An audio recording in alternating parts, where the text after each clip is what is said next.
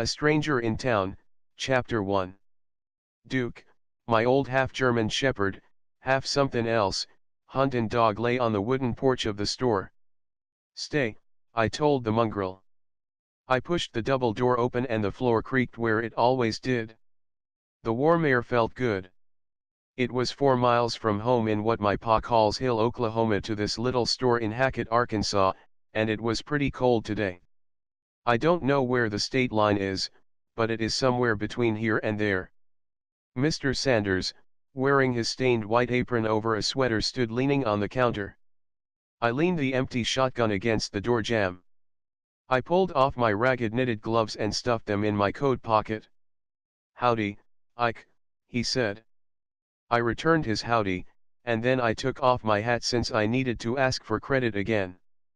"Can I get 5 more shotgun shells?" I asked. We couldn't afford a whole box of shells at one time, so I would get them 5 at a time. Actually, we couldn't afford nothing. Mr. Sanders had been carrying us all winter. I was the designated hunter since each shell had to provide a rabbit or something bigger. "Sure. My pleasure. How's your ma and pop?" Mr. Sanders made it seem like the most natural thing in the world for us to beg credit from him. He was carrying most of the town and most of the farm folk around these parts. He was a nice guy to all of us. "Mom is poorly, today. It's the cold, I reckon. It's pretty hard on her." He counted out 5 shells and I signed my Isaac Daniels on his clipboard that says I got M. I put the red 12-gauge cartridges into my left coat pocket. I put my hat on my head, then tipped the brim to Mr. Sanders as a thank you. I took my shotgun and called for Duke as I left the store. I had walked with the wind to get here, but it was against the wind going home and the wind bit in hard as I pulled on my gloves. Duke kept his head down and his eyes half closed as we walked into the icy wind. "I think it is getting colder. It is a gray day and the clouds were getting darker." It was my plan to go home through the woods down by the creek. I had seen a flock of wild turkeys in there several times. I was planning to have one of them for dinner tonight. I find planning don't count for much during this depression. As soon as I jumped the ditch to head for the woods, I saw the body.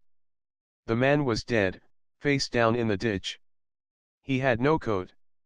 He just had on a shirt and trousers and black shoes and socks. Black suspenders held the pants up.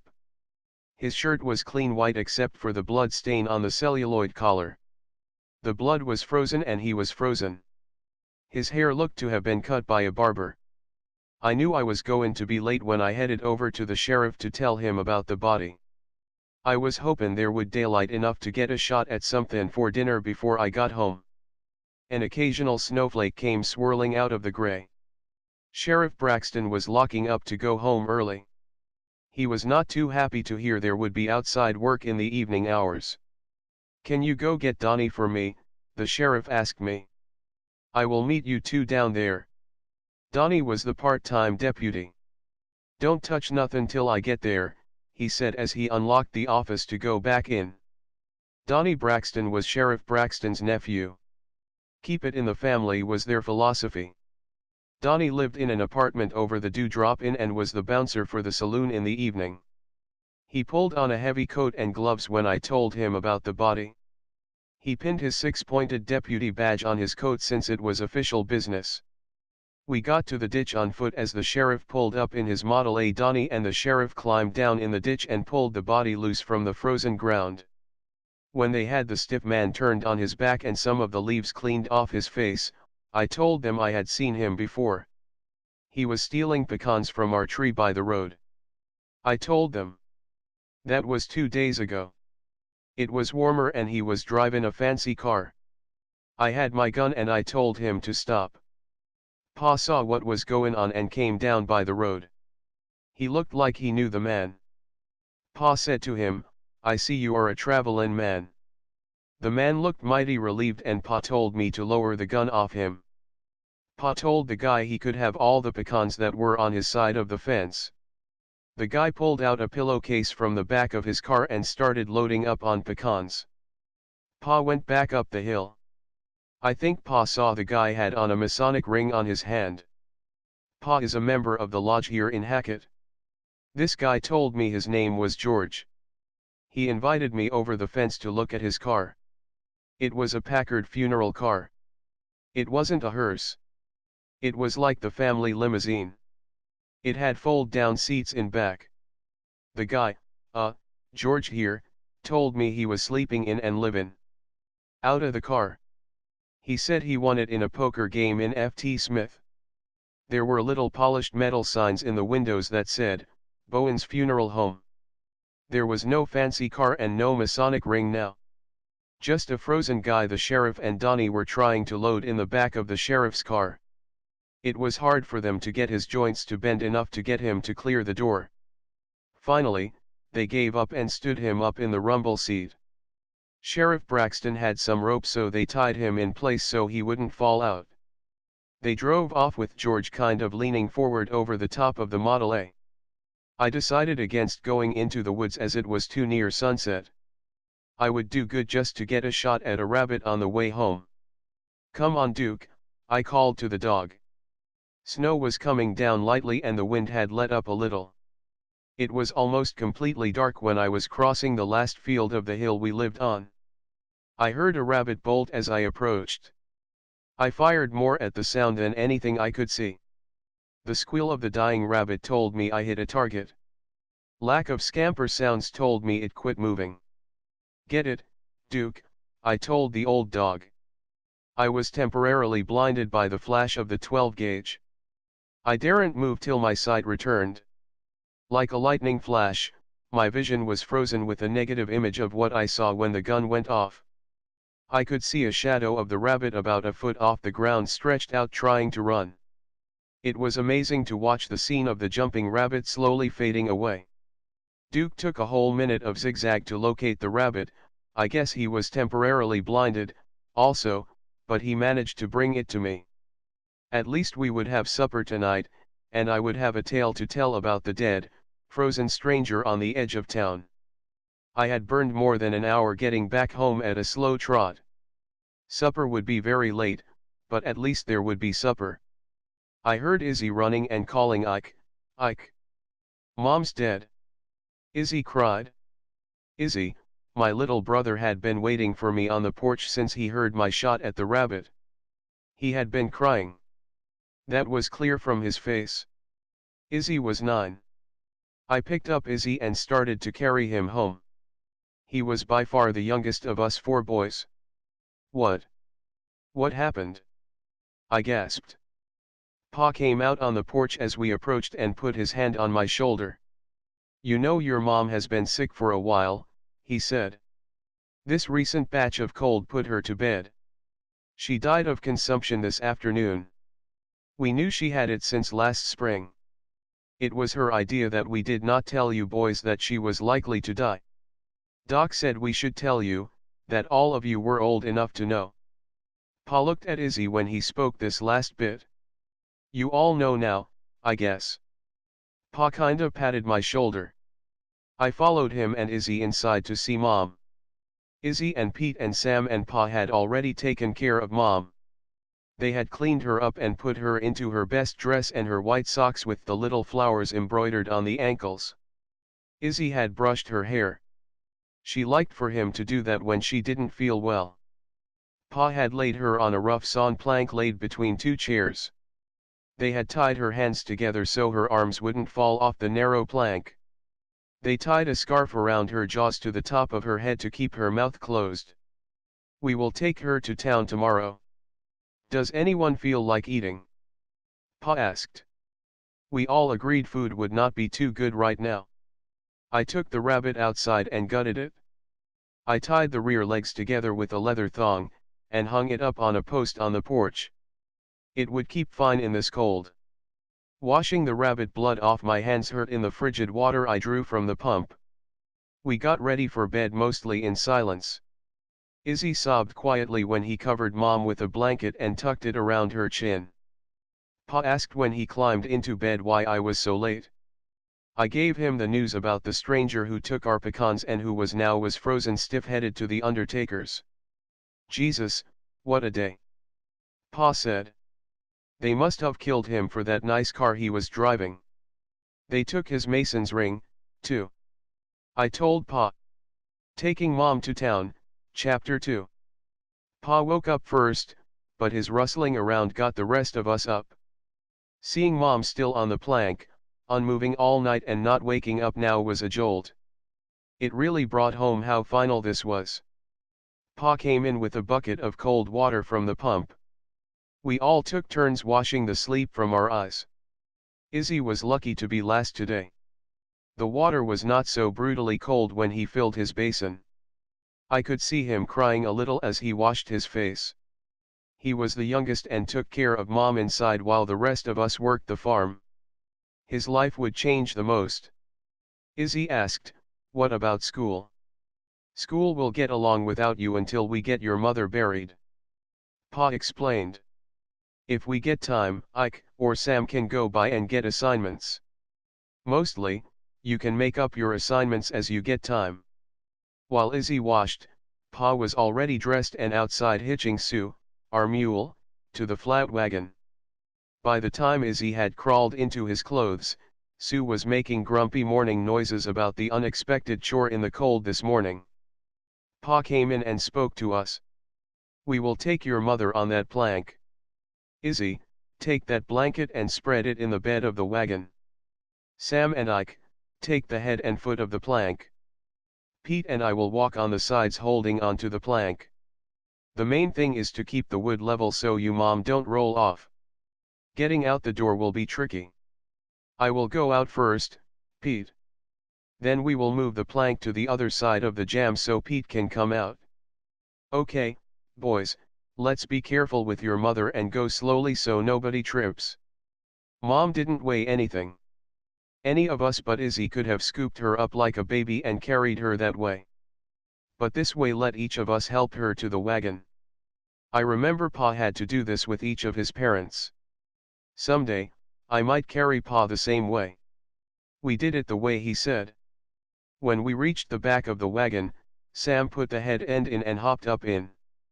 He lifted the plank clear of the blanket on the floor and each of us advanced a little until Pete and Pa had to let go and move to the sides of the wagon where they could regrip the wood and continue the slow movement of Mom into the wagon. When I was finally able to set down the foot, Mom was lying in the middle of the wagon bed. Excess blanket showed on both sides of Mom's plank. Pa flipped one side of the blanket over her. I did the same with the other side. Pa announced, "Izzy and Sam, ride back here on each side near her head. Pete and Ike, you can ride on each side with your feet hanging off the end. It'll be a rough ride. We just don't want to lose her." Pa cracked a little smile. "Let me explain about the town of Hill, Oklahoma. It is just the hill we live on. Mrs. Corrigan, who lives in the next house down the road with her boy Cav, are the only other residents besides us." Pa made a sign that says Hill, Oklahoma, Post Office and put it in front of Mrs. Corrigan's drive. That is the whole town, 2 houses with a post office in one of them. Main Street is County Road 251. There are no signs to mark the start or stop of this town. The road doesn't even get wider. If it weren't for the post office sign and the $10 a month Mrs. Corrigan gets as the postmaster, there would not be any evidence of a town. When there is a letter to be mailed, we just carry it to Hackett unless it is the day the post office truck goes by. Then Mrs. Corrigan sets a red flag on the sign that says post office and the truck will stop to pick up a letter. Once in a great while, the truck will stop when there is a letter or package for someone living around here. There are no close roads that go from here to Hackett. If you wanted to be on a road the whole way, it would be over 15 miles to Hackett. Walking was 4 miles and was pretty direct. Taking the wagon, it was about 5 miles along roads, then over a rolling meadow, then back onto the bumpy Arkansas road that goes into Hackett. That was Pa's plan, to take Mom over the meadow. He clucked at Sue and snapped the reins down on her rump and we began the slow trek to the funeral parlor in Hackett. At the Hackett funeral home, Pa takes off his hat as he goes in. In just a minute, he sticks his head back out the door and says, "Ike, Take the wagon around back and the undertakers will take Mom in.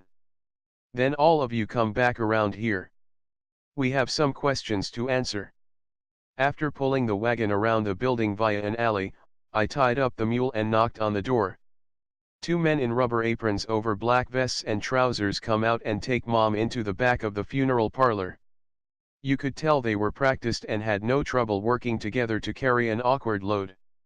They deposited Mom's body onto a work table, plank, and all. The lead man then showed all of us to the front office where Pa was already seated. The mortician fetched 4 more chairs for us. Well then, the man started, what was the deceased name? Letha Daniels, said Pa. Very pretty name. What was her maiden name?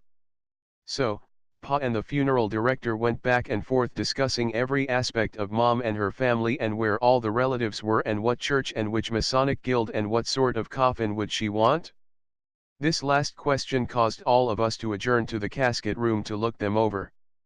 They went from plain wood box to a cloth-covered wood box all the way up to solid bronze with silver handles and the watertight guarantee. I couldn't figure out if the guarantee was watertight or the coffin was watertight. I wondered who would check if it was the coffin. The cloth-covered wood was the cheapest box and that is what Mom got. The mortician said we would need to stop at the sheriff's office to fill out a form for an unwitnessed death. It was witnessed, Pa said. Me and the boys were there. The mortician smiled and said when a death is unwitnessed by any state-licensed agent like a sheriff or a doctor or a nurse, then a form has to filed with the sheriff and a doctor has to examine the body to be sure no foul play was the cause. We can't do a thing until a doc gives us an okay and signs a death certificate. You won't be able to collect any life insurance until that death certificate is filed. It is just a formality. There won't be any life insurance. Pa told the mortician. The mortician looked crestfallen. That's too bad, he said. Insurance can help so much with these final bills. When everything was settled and planned, Pa asked if a George Nelson was also here. The mortician said yes and asked if we knew him. Only casually, Pa said. He came to a couple of Masonic Lodge meetings and said he belonged to a lodge in Chicago. Very tragic. It looks like murder. He was hit on the head with a sharp instrument. Maybe a shovel. It was something heavy and something with a sharpened blade. You see in his example what I mean by having a doctor examine the body. Here is one the doctor found to be murder. Can I see him? Pa asked. Oh, I am sorry. We are not quite done with him. However, it should not be too much longer. Chances are, when you are through with the sheriff, the remains will be ready for viewing. The mortician's voice took on a conspiratorial hush. The sheriff thinks this is George Babyface Nelson, the mortician whispered. I wouldn't know anything about that.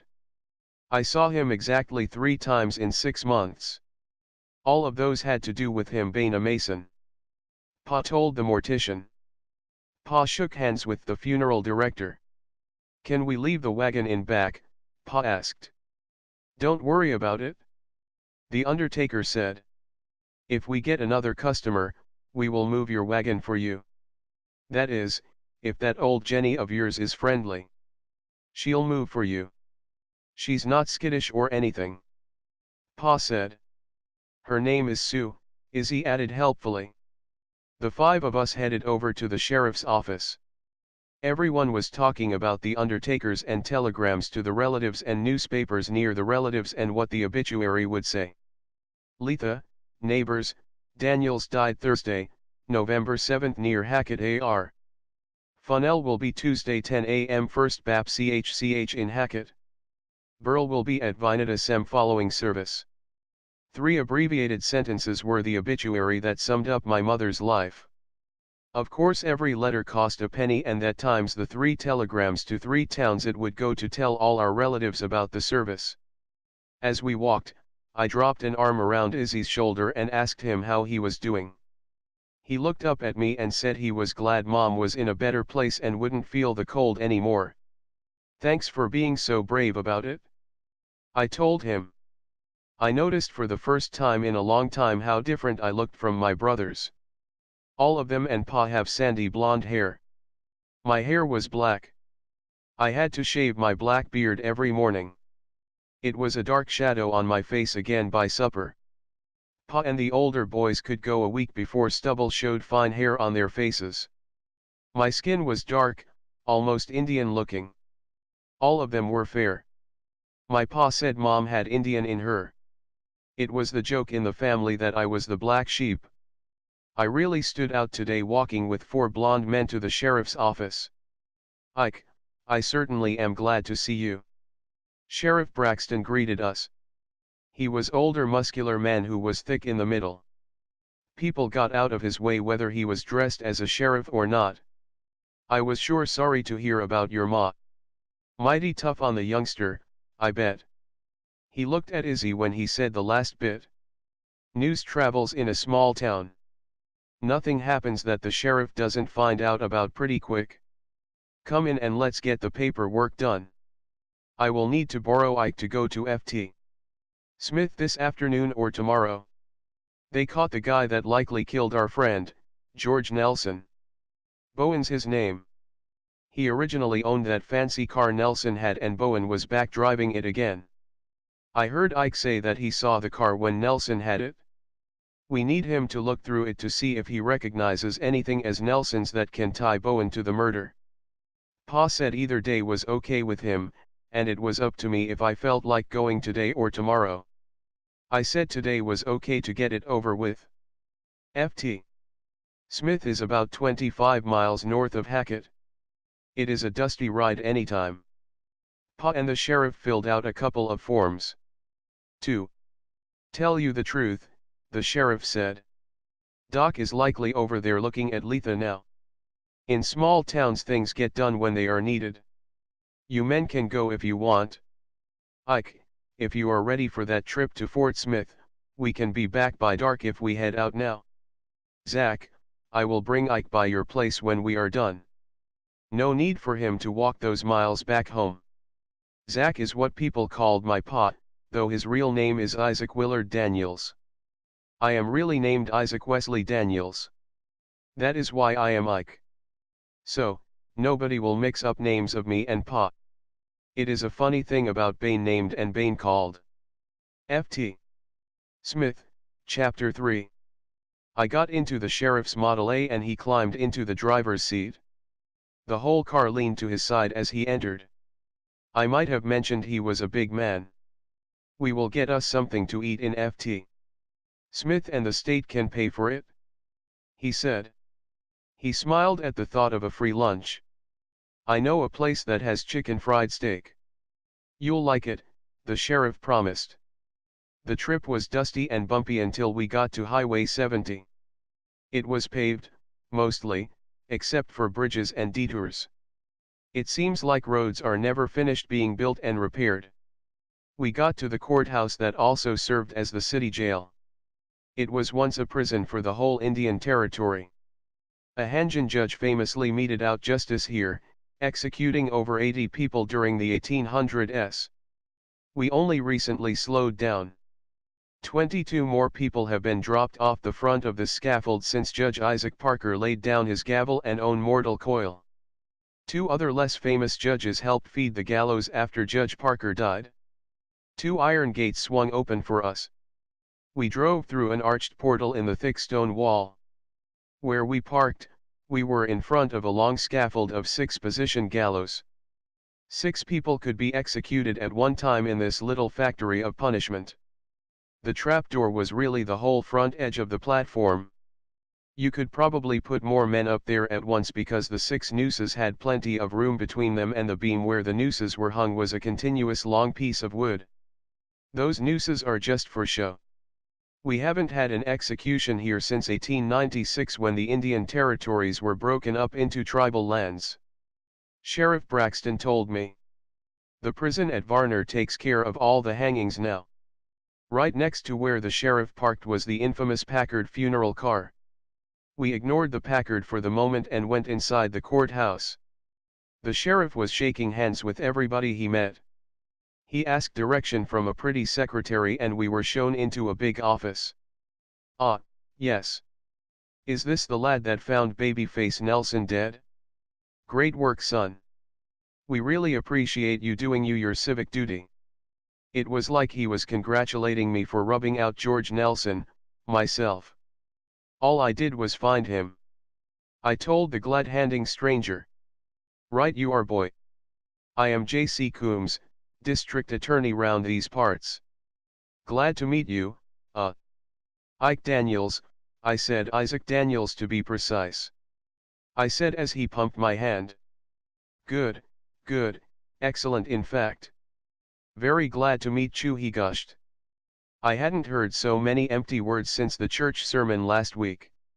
Well, said Sheriff Braxton, you wanted to ask Ike some questions and show him some evidence. The lawyer bit his lip and paused, then said, yes. We need him to look over these, artifacts and tell us if he recognizes any of them. Right this way, my boy. He guided us over to a table. Spread out were several things I knew to be in the car when George had showed me around. Do you recognize any of these items? The lawyer inquired. Yes, that pillowcase there. I looked inside and there were pecans and broken pecan shells. Yes, these pecans are probably the ones he took from our tree. It definitely looks like the same pillowcase he used as a bag. This pillow and this blanket here were both in the back seat when I was being shown through the car. Some of this clothing was in a pile in the back seat. I picked up and displayed clothes I had seen in the heap of clothes.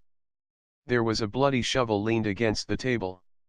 Is that the shovel he was killed with? I asked. Did you see the shovel in the car? The sheriff asked. No, no. When we took my mom to the undertaker's today, he mentioned that the doctor and you thought George had been killed with a shovel or something like it. You call him George, the lawyer said. Were you on a first-name basis? No. I only spoke to him the one time. George was just the only name he gave me to call him. I explained. He was a cagey one, that babyface Nelson, the lawyer exclaimed as if he detected a great crime in the name George. I am interested in that code, there. I said. Code, what code? Who said anything about a code? The district attorney asked. He made everything seem like a conspiracy. I guess it's true what my pa says. If the only tool you can run is a hammer, everything looks like a nail. I mean that half sheet of paper with the grid of numbers on it. It looks like some kind of code to me. I pointed at the paper I was talking about. Ah, yes, the lawyer said in his grandiose way. That code. Yes, yes. Can you read it? Well, not right now. It is in code. But, I might be able to crack it if I had a few hours. I am pretty good at code puzzles in the newspaper and some games my pa plays with us. The lawyer pulled the code over in front of me. What can you tell me about this code? I looked at the grid of typewritten numbers separated by typewritten commas. It is a simple substitution code. Notice the numbers range from -9 to 26. The minus numbers are probably just that, numbers. 1 through 26 is the alphabet. But also notice that there are 1, 2, 3, 4, 26s. Z is not that common a letter in English. So 26 probably stands for something besides Z. I noticed the fold marks that allowed the paper to carried in a pocket did not touch any of the typewritten grid. These folds might break the message into 4 parts or 4 sentences. Somewhere on the paper is probably a key that provides a clue to how to decode it. Like this, the lawyer asked as he turned the paper over to reveal a pencil-written word. Aren't is this the key? He asked me gravely. Yes, maybe. I would have to study it to figure it out. Can I take it? I will return it to the sheriff. The beefy lawyer looked thoughtful for a moment and then walked over to his desk and punched a button on a box. Miss Rumson, bring me one of those photographic copies of this coded note. He actually had to walk farther to his desk than over to the door to deliver that message. He just wanted to show off the intercom. I smiled at his pomposity. It took Miss Rumson, the pretty secretary, about 10 seconds to deliver the 2 photographs of the front and back of the paper note. The pictures thoughtfully contained an image of a ruler so size and scale could be determined. Take these and return them to the sheriff next week. Sheriff Braxton, I don't want copies of this popping up all over. Let me know if young Ike finds anything. Looking at me now, he said we made copies to send to various professors. If you can get me word that you have solved it by Wednesday next, we won't have to bother those learned gentlemen with this little puzzle. Somehow, my eyes just seemed to follow Miss Rumson from the room. Ahem, said the lawyer, to be sure he had my attention. Before you leave, have one of the uniforms downstairs show you through the car. I want to know if we missed anything in our search. Even if you did not look at the motor or boot of the car, I want you to look now to see if you recognize anything out of place. Check the glove compartments, also. Thanks for all your help, Mr. Daniels. The lawyer was back pumping my hand. I noticed Miss Rumson blushed a little and looked down as we passed through her office. Miss Rumson was mighty pretty. As we left the building for the hanging yard where we were parked, the sheriff said, "You didn't mention the fiddle." He was referring to a black violin case that had been among the artifacts. I didn't see it in the car. Maybe it was in the trunk. I definitely didn't see it. George did not strike me as the music lover type. That is the reason we think our George Nelson is the infamous babyface criminal. F.T. Smith police said they found a Tommy gun in the car when they arrested the Bowen man. Bowen is a mortician. Their customers don't usually respond to such a weapon. We figure it belonged to Nelson and not Bowen. Professional users of the gun have found it fits very nicely in a violin case. 4 straight magazines or a drum magazine fits in there also. It gives one man the firepower of a company of soldiers, and he can carry it anywhere without attracting too much attention. Well, now, I am sorry I didn't ask about it. Pa would be very interested in that sort of fiddle. I could really bring home the bunnies armed with something like that. I laughed at my little joke.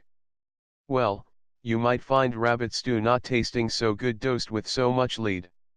Thompson's shoot .45 caliber slugs. Just one of those bullets will stop a man and usually knock him back a ways. The drum magazine can hold 50 shots.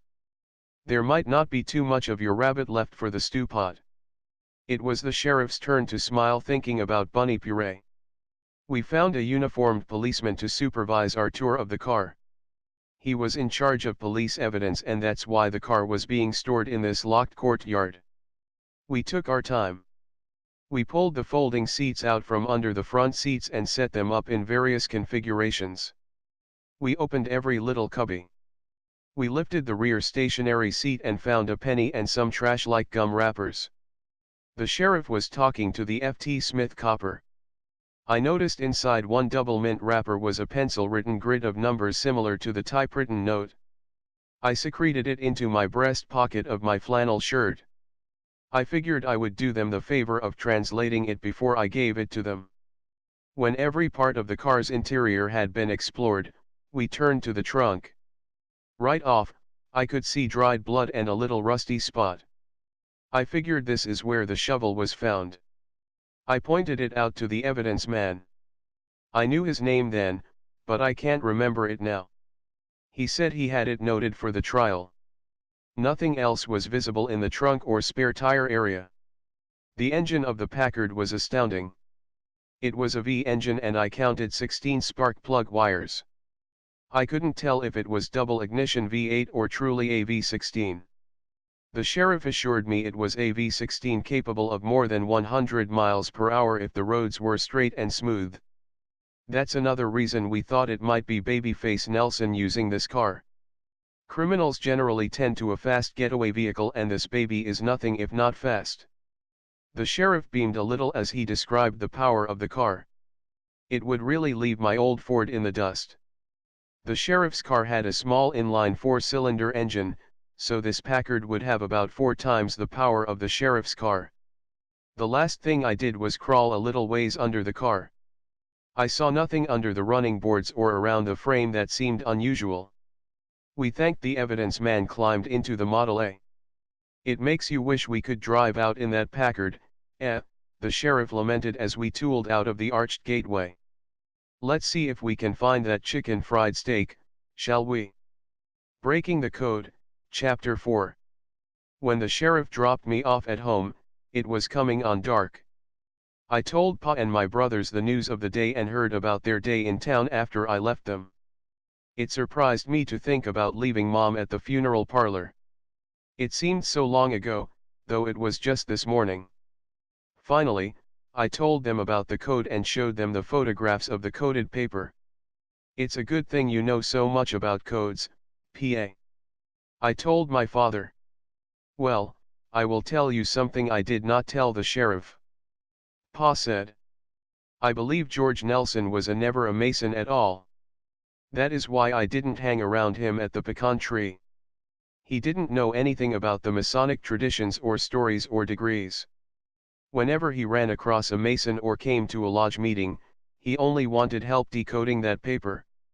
Since none of us in the lodge thought he was a real Mason, none of us helped him with the project.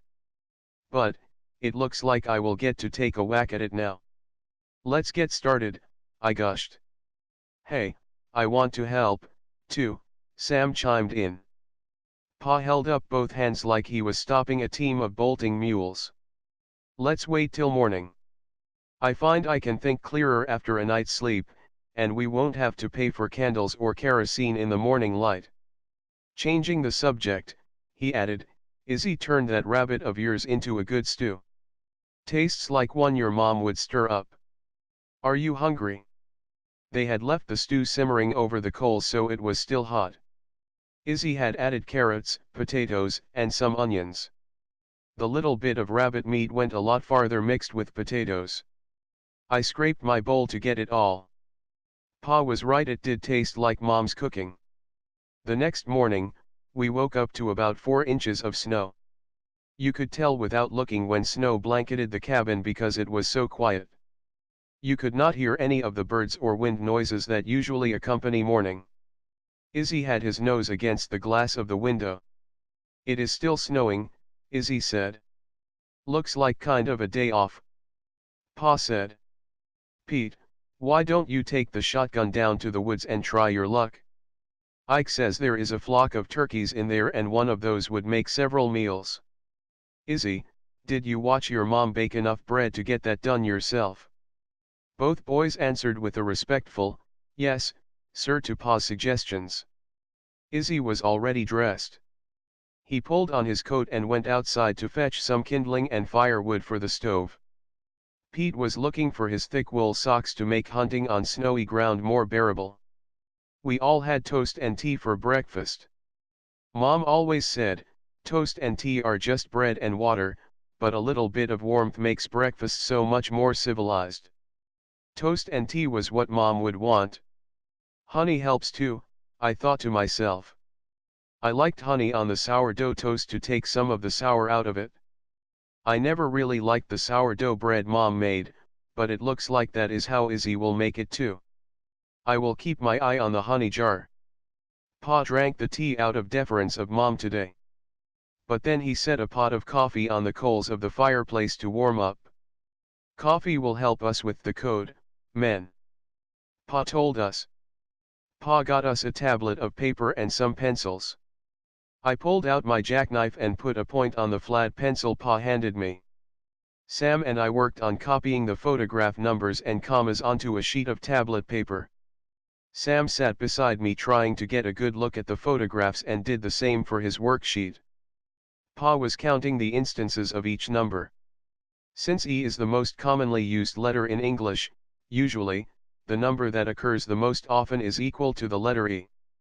Sometimes, in a simple code, just knowing the frequency of letter use can be used as a key to decipher the code. Pa had a book from the Masons that told secrets like that, though you could get the same information from counting letters in newspapers. We have a lot of newspapers. None of them are new news because they are old papers. All of us boys and Pa are avid readers, when there is time.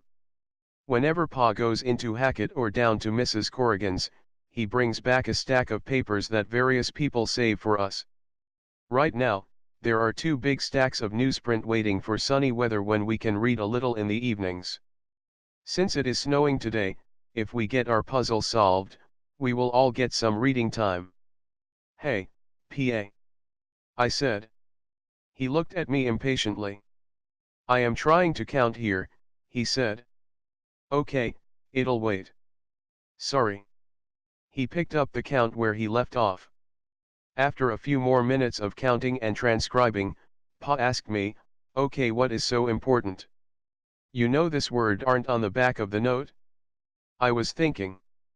It is really 2 words with 3 letters each. It is really are not. What if A equals N, R equals O, and E equals T? Well, Pa said, it's a good idea, but the only way to test it is to try it. See if it decodes anything. Author's note, it has been many years since I have seen this code. I present the key and the code's translation only to push the story along. For you code buffs, I am sorry I can't be more specific. Pa, I said. I will tell you something I didn't tell the sheriff, also. I found this gum wrapper under the back seat of that Packard funeral car. It looks like it might be a key. I fished the wrapper out of my breast pocket and handed it to Pa. I could tell from his face it would be a lecture for me when he got me alone. It would be a little woodshed session, as he called those times. Pa counted the 2 rows of numbers. 26 numbers by 2 rows. Yes, I would say you just saved us a deal of work. We will have to talk about how you came to possess it, however. Pa began converting the numbers of alphabet positions into 2 rows. The top row read AQUICKBWNFXJUMPOVRTHELZYDG. It was the famous typing test with all repeated characters removed. AQUICKBWNFXJMPSOVRTHELZYDG. The second line read NPCQRWGELSYDHAVUIOKBTNFXJS. The decoded message ready to be read in rotary fashion from the inside out, starting at upper left corner B and working clockwise around the folds. OMEHHIB, UNOMYEN. R-8RRIKSBOHJDCE-9V. SA-7EA000, KEB, H-1JI. OONGTNRGUOCS. The final message with capitals and punctuation added I read aloud, making a hash out of the pronunciation. Bakosi OK. J. Bois d'Arc here. 1789, Jarvis Road. Burning through money. Come soon. Pa read it, correcting the pronunciation and adding implied words. Bokeh O'Shea OK La Homa J. Bois d'Arc here. 1789, Jarvis Road. He is burning through the money. Come here soon. Pa smiled and said, there is a Bakosi is about 25 miles east of here. No wonder this note remained untranslated. A coded message relies a lot on its mother tongue to provide clues how to decode it. Spaces and punctuation and capital letters are not generally sent coded because you can infer them from the language rules. This short sentence has English, Indian and French words and proper names of a town, a street, and a man. No one could crack it without the key you found, Ike. So here is what I know from reading the paper last year. Babyface, the real Babyface Nelson, was in jail for robbing rich folks in Chicago. He was found hiding out on Indian land in Wisconsin. That Indian family lit out for parts unknown. My guess Oklahoma is where they went because they could blend in among other natives without arousing too much attention. Babyface probably sent someone to find them if he thought the Indian family had his money. I remember Babyface got an odd sentence, 1 year to life in prison. That is quite a difference from minimum to maximum. The length of the sentence was to be determined by if Babyface returned the money. That is where this coded message comes in. The recipient probably had the key, or the key was sent in a different message. The rest of this is purely a guess. Babyface wanted to return the money to get the minimum sentence. The money and the Indian family had already disappeared to Oklahoma. Just then, Pete came in, stomping his boots to clear the snow. He held up a fine hen turkey by her legs. Her wings were half spread and akimbo. Duke found his spot near the fire. The dog was soaked with melted snow. "Well," Pete beamed, "with all your talk of turkeys in the woods, we never saw one till today, when I was the hunter." It would have been hard to knock the big grin off his face. "I bow to you superior hunting skill." I did a little bow from the waist with a flourished salute of the right hand across my chest like Errol Flynn does in the movies. I could have had the Tom, but I am counting on him to keep the flock together until after we pick our Thanksgiving and Christmas dinners from his birds. A wise decision, I agreed. I will get a pot going and we will get those feathers plucked.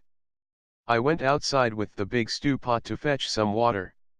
I pulled on my gloves and headed out to the pump. The pump was a miracle of 1933 engineering. It was freeze-proof and needed no priming and pulled water up from 35 feet using staged valves. What will they think of next? The plan, Chapter 5. Pa followed me out to the pump.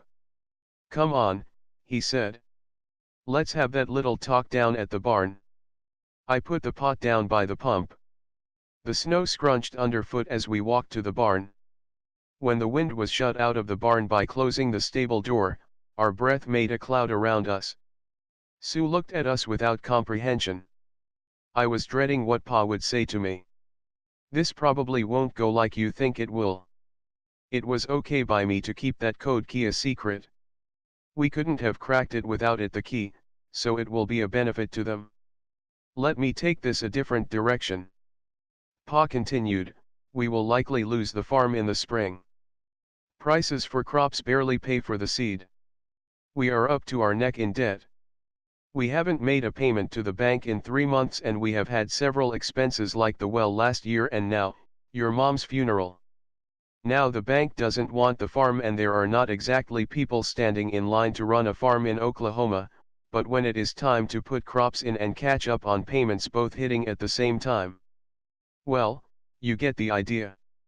We don't have the money and they will want to take the farm to close the books on the loan. You and I and Pete and Sam could each make it on our own if we had to. Izzy will still need some taking care of for several years. He and I can go alone if we need to, but it would be better if we could keep the farm. It would let us stay together until each of you boys go into the service or find a bride. This coded message points to a pile of money that could bring us 10% of it from the insurance companies that are on the hook for the whole amount. It could come just in time for the farm or let us make a start somewhere else. Either way, it'll be a help. This is my plan if you are of a like mind. We will give the plain text rotary code to the sheriff the day of your mother's funeral. If they can crack it from there, okay. We will check the address in Bocosi to see if it is truly there. Mrs. Corrigan will help with that. We will find the insurance companies and make sure they would pay a reward for the return of the money. We will get a post office box in Hackett to communicate with the insurance companies. I want Sam to do that because he is in town less than any of the rest of us. When Pa had stopped talking, I said, "Whatever you think is right, Pa. Whatever I can do to help the family is what I want to do." Pete had come out to the pump to fetch the water when I did not bring it in. He grinned at me as we walked back in the house. "Will you be able to sit at the table with your ass chewed like that?" he cracked. "Hush up," Pa said, but Pa was smiling at his joke. "Boys," Pa announced when we were all back inside, "we are changing our jobs. I want everyone to take part of a stack of old newsprint and find me anything that has to do with Babyface Nelson or his gang or Indians spending a lot of money. Izzy," Pa continued, "I am putting you in charge of that big bird. If there are any of us that you need to help to get it on the table tonight, you can draft that person anytime. We will have an early Thanksgiving this year."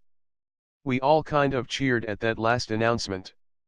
Then we set about our task of finding what was going on in the underworld and the world of high finance.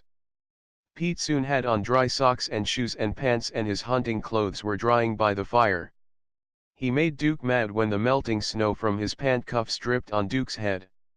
Duke had to rouse himself and change spots where he could still catch some warmth from the fire. "Pa," I asked, "why does an Indian have a French name? What does Bois d'Arc mean, anyway? It is just like American English. Indians have their native language name. Perhaps the Kaw name for Silent Wolf. But they use the English name when they introduce themselves to a Yankee. They say something like 'I am Isaac Silent Wolf' in English. In Wisconsin and Minnesota and north of the Canadian border, the French trappers were who the Indians were talking to. In this case, our unknown Wisconsin Indian is named Wood of the Bow. So the word for bow is pronounced the same for both French and English." "No," answered Pa, "bois in French is the word for wood. Dark is the word for bow. You know how some around Hackett say de instead of the, they are likely French Arcadian in extraction. In French d' apostrophe is the definite article word for the. Arc is the French word for bow. So, our missing J bois d'arc is really J wood of the bow. In English. What is the wood of the bow?" I asked. "Believe it or not, that trashy tree, the Osage orange, is the tree Indians used to make their bows. I have heard some call it the ironwood tree, but I think that is misnamed. I think there is a tree called ironwood in Arizona, though I have never seen one. Anyway, Osage orange wood, cut green and shaped into a bow without knots or waves in the grain, will give a serviceable bow that can be flexed and shot hundreds of times before breaking. When it is dry, it is too hard to shape further without a steel chisel and mallet. The wood is worthless for kindling or fuel because it so resists splitting with the maul, and the usual crackling fire sounds like a gunfight when fueled with that green-colored wood from Osage orange. Also, those many explosions from the fire launch burning embers out into the sleeping area. Cabins have burnt down because of embers propelled into a straw mattress from that wood. The trees are not even much good for a kid to climb or swing in. Those huge thorns make being around a tree a painful experience. Finally, it is the only fruit of a tree that I know of that can neither be eaten by man nor beast. Since we rarely make bows anymore, I can't think of one good reason to use the tree." Pa was amazed an hour later when he read Washington bureaucrats had picked the Osage orange tree to grow huge hedges around American farm fields to quell the scourge of dust storms that were beginning to ravage the Plain States. Why didn't they pick an apple trees or something as useful? Pa asked nobody in particular. We were interrupted by Sam. "Look at this," he called. He held up a Tulsa Courier headline, "Jeremiah Bowdark donates school to tribe." The story told how a fellow named Jeremiah Bowdark had given money to build a one-room school building on tribal land near his home in Bocosi, Oklahoma. "I think we found our guy," Sam said. "Here's one of Babyface's trial. It has how the crimes were done and the sentence was like you said, P.A." Pete added. Later, Sam found an article that said Babyface had escaped from jail after serving only a year of his sentence. "I am not surprised," said Pa. "If he were still locked up, our authorities in Hackett and Fort Smith would know our local dead man was not the real Babyface. But," Pa added, "I saw the guy passing as George Nelson at a lodge meeting well before this escape. So, we now know he definitely was not the real George, Babyface, Nelson." Pa added this. "If Babyface escaped and disappeared, let's think about where he might go. He is likely coming to our neighborhood to seek a rogue member of his gang and to lay hands on a substantial part of his loot that has gone missing. Hey, I need help to pluck this turkey bird," Izzy said. "I will need some help giving this here bird a bath." The big pot was a-simmering, just on the verge of scalding. I took hold of the legs and put the bird in head first. The hot soak loosened the feathers to make plucking less messy and much easier. "Hey, Pa," I said, "we need a 2-minute soak to loosen the feathers. Can you time it?" Izzy took out a sand glass egg timer instead and tipped it over. It was a 3-minute timer, but Izzy had it marked for 1, 2, and 3 minutes. He let me know when the time was up. I retrieved the bird and we let it cool for a moment before we each took a handful of steaming feathers. Steam filled the whole kitchen area. We saved the feathers in a flour sack. "Waste not, want not," Mom always said. I missed my mother. The dried downy feathers would be a warm addition to a quilt one day. The best thing about the wet feathers is they don't fly all over the place. Each handful went into and stayed in the bag. I took the now bald turkey outside and took its head and legs and wing tips off with a hatchet. I gutted the bird and saved the heart and liver and gizzard to make soup stock. I hollowed out the inside and pumped cold water through its body cavity. Duke came out and trotted off with some of the bloody guts. I decided I did not want to know what he planned for those. Winter had badly depleted our stock of fresh vegetables. We would soon start opening jars of canned vegetables to get us through the winter. We had to cut bad purple spots off potatoes now, and the carrots were getting pretty soft. But we had enough for this meal and some of the leftovers to come. The turkey would take all afternoon in the oven, but I was starving now. I got by on a honey sandwich and several of the others did likewise. The smell of the turkey cooking was grand. When we finally sat down for supper, Pa outlined his plan and explained what each of us must do and what we could tell the sheriff what not to mention.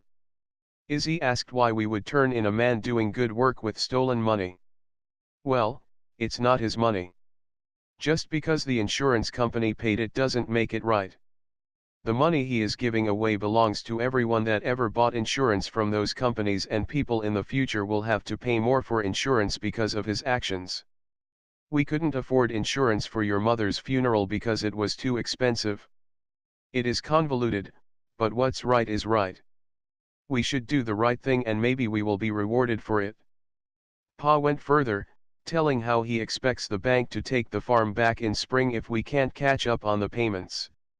Sammy, ever helpful, says maybe it's time to move on from the hard life of Oklahoma farming. Pa asks him, with what? To where? We have a worn-out wagon and a persnickety mule. We can barely fit in the wagon as a family. How would we take our few possessions worth owning?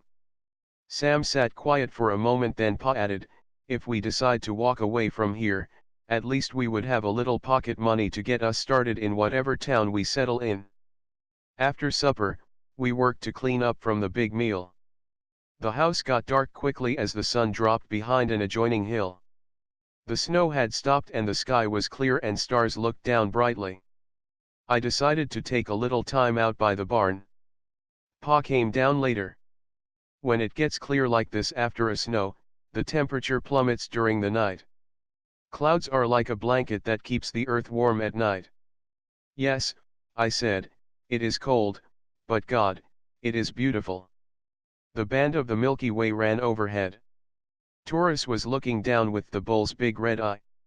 Orion, the hunter, was on the eastern horizon starting make his climb into the sky. I showed Pa the bull's V-shaped face and long horns and red eye named Aldebaran and told him it was Arabic for the eye of the bull. I told him the Arab nomads named most of the bright stars because they were first out under their glory. They also needed the knowledge to use the stars for navigation across the desert when traveling at night to stay away from the heat of the sun.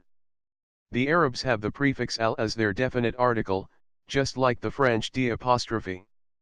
That's why so many star names start with the letters A, L. Like Aldebaran and Alcor and Algol and Altair. Pa looked a little amazed. Hey, I told him, you're the one who taught us to read and told us how important it was. I grinned at him. I noticed I was getting cold as Pa's prediction of the night was coming true.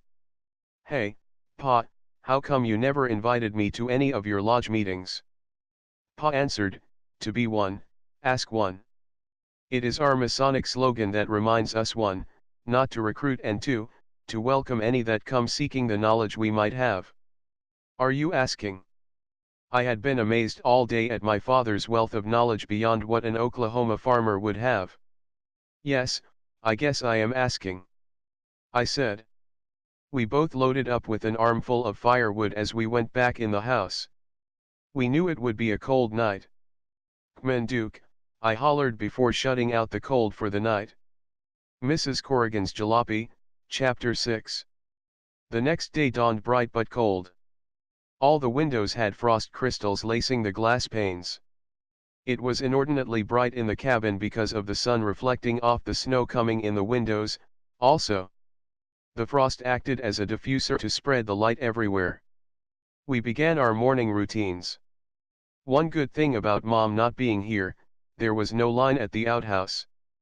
We just walked to the edge of the porch and added a little yellow to the snow. Everywhere else, the snow sparkled in the bright sun. Pa asked, "Which of you is the best mechanic?" "Mrs. Corrigan has that old car parked in her barn. I would like to see if we can borrow it for the price of getting it to go." Both Sam and I volunteered to see about the car. "While you are there," Pa added, "see if she can find out if the address in Bakoshi is a valid home address of Mr. Jeremiah Boudark or Boudark.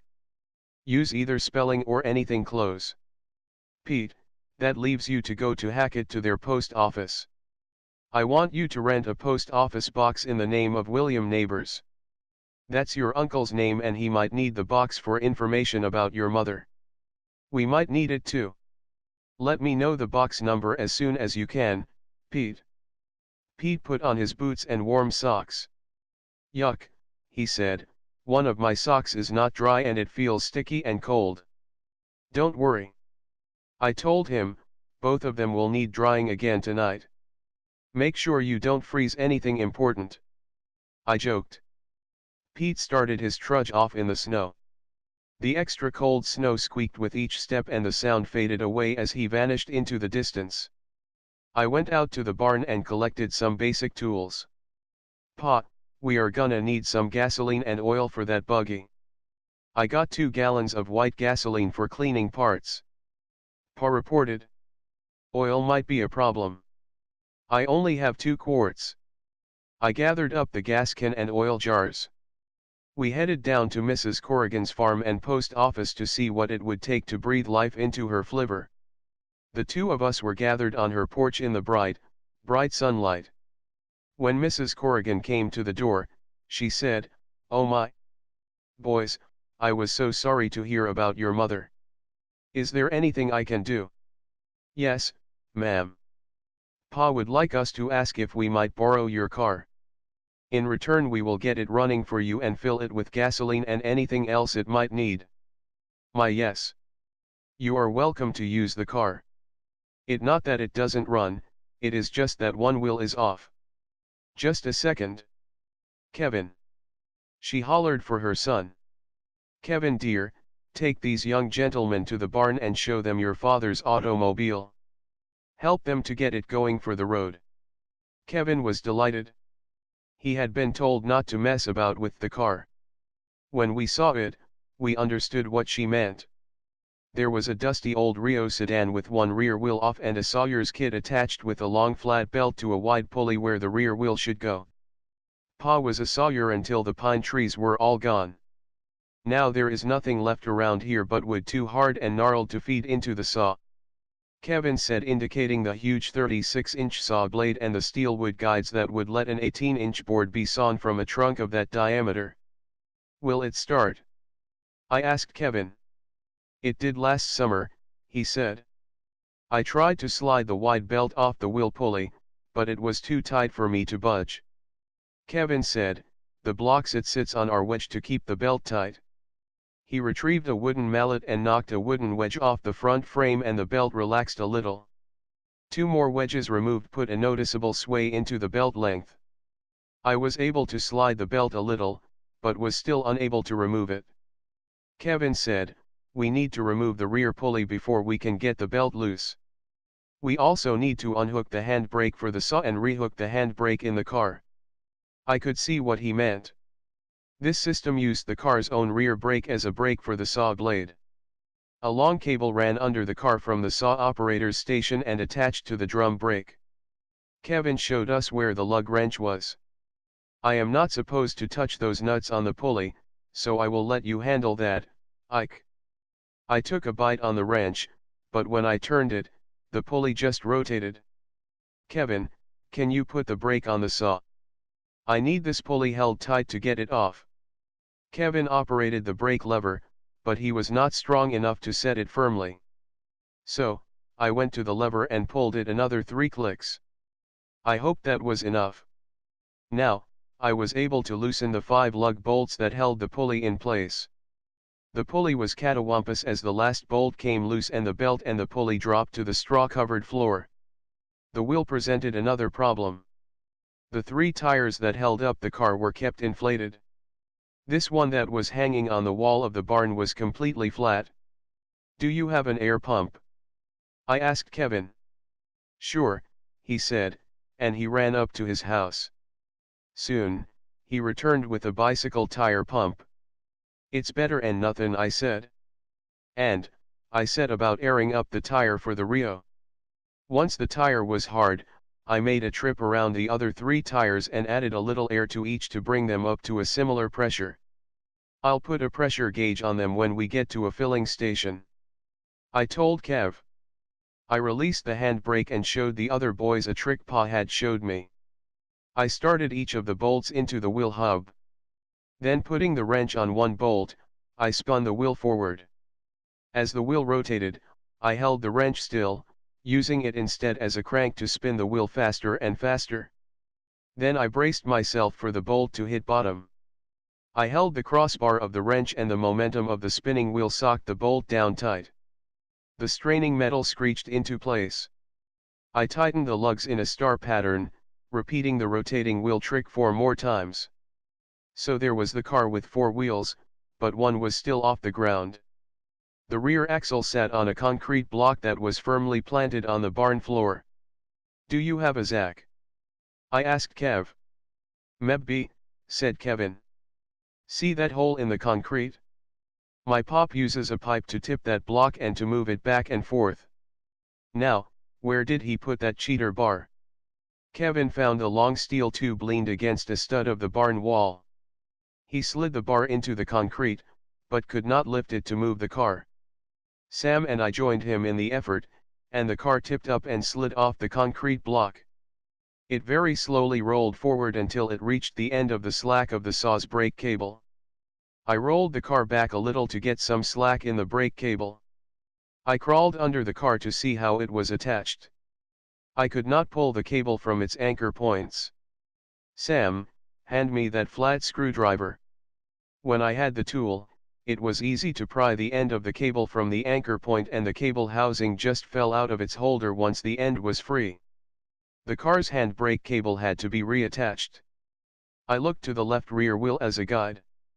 It really was pretty easy. The cable end attached where the saw's cable housing was, and the cable housing attached where the saw's cable end had been. As I crawled out from under the car, I said, "Hey, I think we are ready to see if this thing will fire up. Let's roll it outside though." Pa had told me many times what poor partners gasoline and hay make. Burning down the neighbor's barn might be bad for relations. We tested the handbrake and made sure it gripped. We opened the big double door and rolled the car out to the corral. Mrs. Corrigan's big plow gelding looked at us curiously as it chewed his oats. The melting snow made the red clay slick. I opened the hood and checked the oil. The car had clean oil right to the full mark on the dipstick. I wrapped the gas tank with a knuckle and found the level about 2/3 full. I opened the fill cap and smelled for sour gas, but it smelled all right. Finally, I checked the radiator and found it full of yellow Eveready antifreeze and water mix. Since it was not frozen and it had been so cold last night, I figured the mix was nearly perfect. The Rio had an electric start. It was no surprise the battery was completely dead. All cars of that vintage had a crank starter even if they were electric start. I engaged the pawls and slowly rotated the motor to be sure it was free all the way round. "Let's give this a try," I said. "Choke on and ignition off and 1/4 throttle," I told the anxious boys in the cockpit. They repeated my commands back as they moved the levers. Handbrake set and in neutral gear. I said. I heard the clicks as they set the brake. I had already made sure the flivver was in neutral before standing in front of it. I rotated the motor until I could smell gasoline. Ignition on, I told them. I pulled up on the crank sharply and the engine caught, coughed twice and blew out some blue-white smoke. That is promising, I said. Ignition on, I said in case anyone had shut it off. Again, I tried the crank. Again, the motor sputtered but ended in a ball of bluish smoke. I re-engaged the crank and tried again. This time the motor continued to spin on its own, making smoke and missing as much as hitting. Half choke, I called out over the belching sounds. The engine began to smooth out, the smoke reduced and the speed began to increase. 1/4 choke and idle throttle, I called.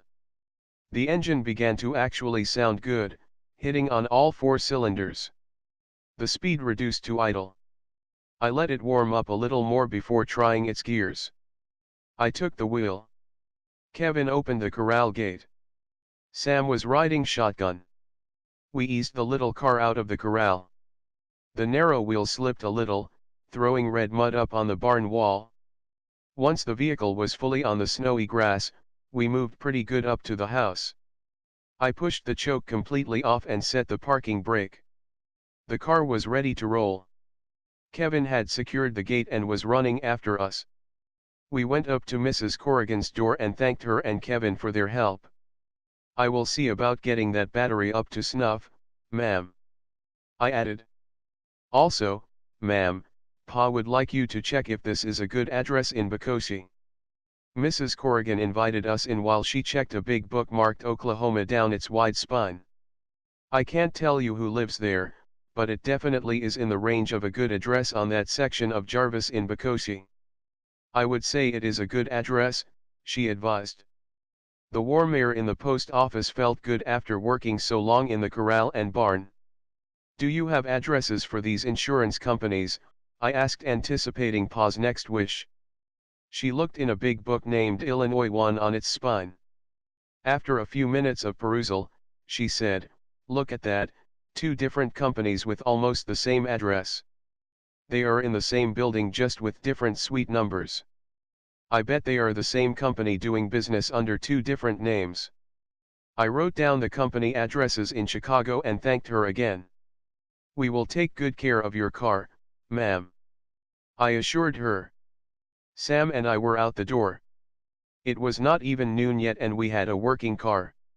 When Sam and I pulled up in our borrowed Rio, Pa came out to admire it. "Pete is here thawing out his feet. I thought you 2 would do the lion's share of work, but I think he got the worst of it," Pa said. "You 2 did real good." I told Pa about the skittish battery. He said he doubted charging it would do much good since it was frozen while it was discharged. "Shut it off," he said. "We will take it to Bocosi after we get a little lunch and Pete is warmer. There is a fuel stop in Panama. We will fill it up there." Bocosi, Oklahoma, Chapter 7. Even after lunch, Pete was still chilled through to the bone. "Why don't you and Izzy stay here?" Pa said. "If you get a chance, take the meat off that turkey so we can have it for sandwiches the next couple of days. Get warmed up and throw a few extra logs on the fire. I don't want you comin' down sick from runnin' an errand for me. You 2 take it easy this afternoon. You both have been carrying quite a load for us." Pa took on a serious look. He got the little roll of money the family used for emergencies, and he said, "Ike, get the shotgun and load up with these." Pa held out a new box of 25 Remington double-aught, 0-0, shot. Each pellet of 0-0 shot is the same diameter as a .32 caliber slug. There are 16 pellets to a 12-gauge load. These shells are not for hunting birds. Are we expecting trouble, Pa? No, but why be unprepared? We don't really know who killed the man in the Packard or why. Maybe it was to regain the funeral car. Maybe it was over the $70,000. We should have a persuader with us. The car fired up pretty easily after lunch. I could tell my arm was not going to like being the starter, though. The engine would fire right at the top of the pull.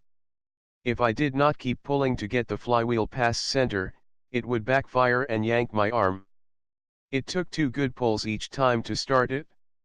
So far, after stopping to refuel in Panama City, that has been 7 pulls I put into the engine, and my arm was feeling every one of them. We got to Bacosi in about an hour, even counting the time to fill the car with gasoline. We did a little snooping around town. It didn't take long to find Mr. Jeremiah Boisdark coming out of the bank. I am right popular, it seems. I heard another gent was looking for me, also. Pa was frank about the reason for our visit. You think I would be stupid enough to steal from Babyface Nelson, the Indian asked us. Maybe, Pa said, if you thought he might spend a long time in jail. We just know one of his gang was nosin' around our town and got himself killed. If someone else is lookin' for you, maybe it would be a good idea to ditch the money and get out of this area. We will make sure the money gets back to the insurance companies. If you want, we could send you half of whatever we get for a reward. Was all the response we got for a few minutes. Then Jeremiah said, maybe, I will just pull up stakes and visit some other friends out west somewhere. A good idea, said Pa, but the insurance companies will have detectives out after you and Babyface will be searching for you. If the world knew the money has already gone back to the insurance companies, the number of people interested in you will fall off dramatically. You can plan on a longer life. Look, Pa said, stick this postcard in your pocket. If you want to make a deal, just drop it in any mailbox and we will be here in 2 days. When it was clear, that was as far as we would get today, we turned to walk back to the car. Just as we arrived at the Rio, machine gun fire filled the air. Mr. Boisdark would not have a chance to mail his postcard. Apparently, whoever was firing had waited for us to leave the area, counting on us to run when we got to the car.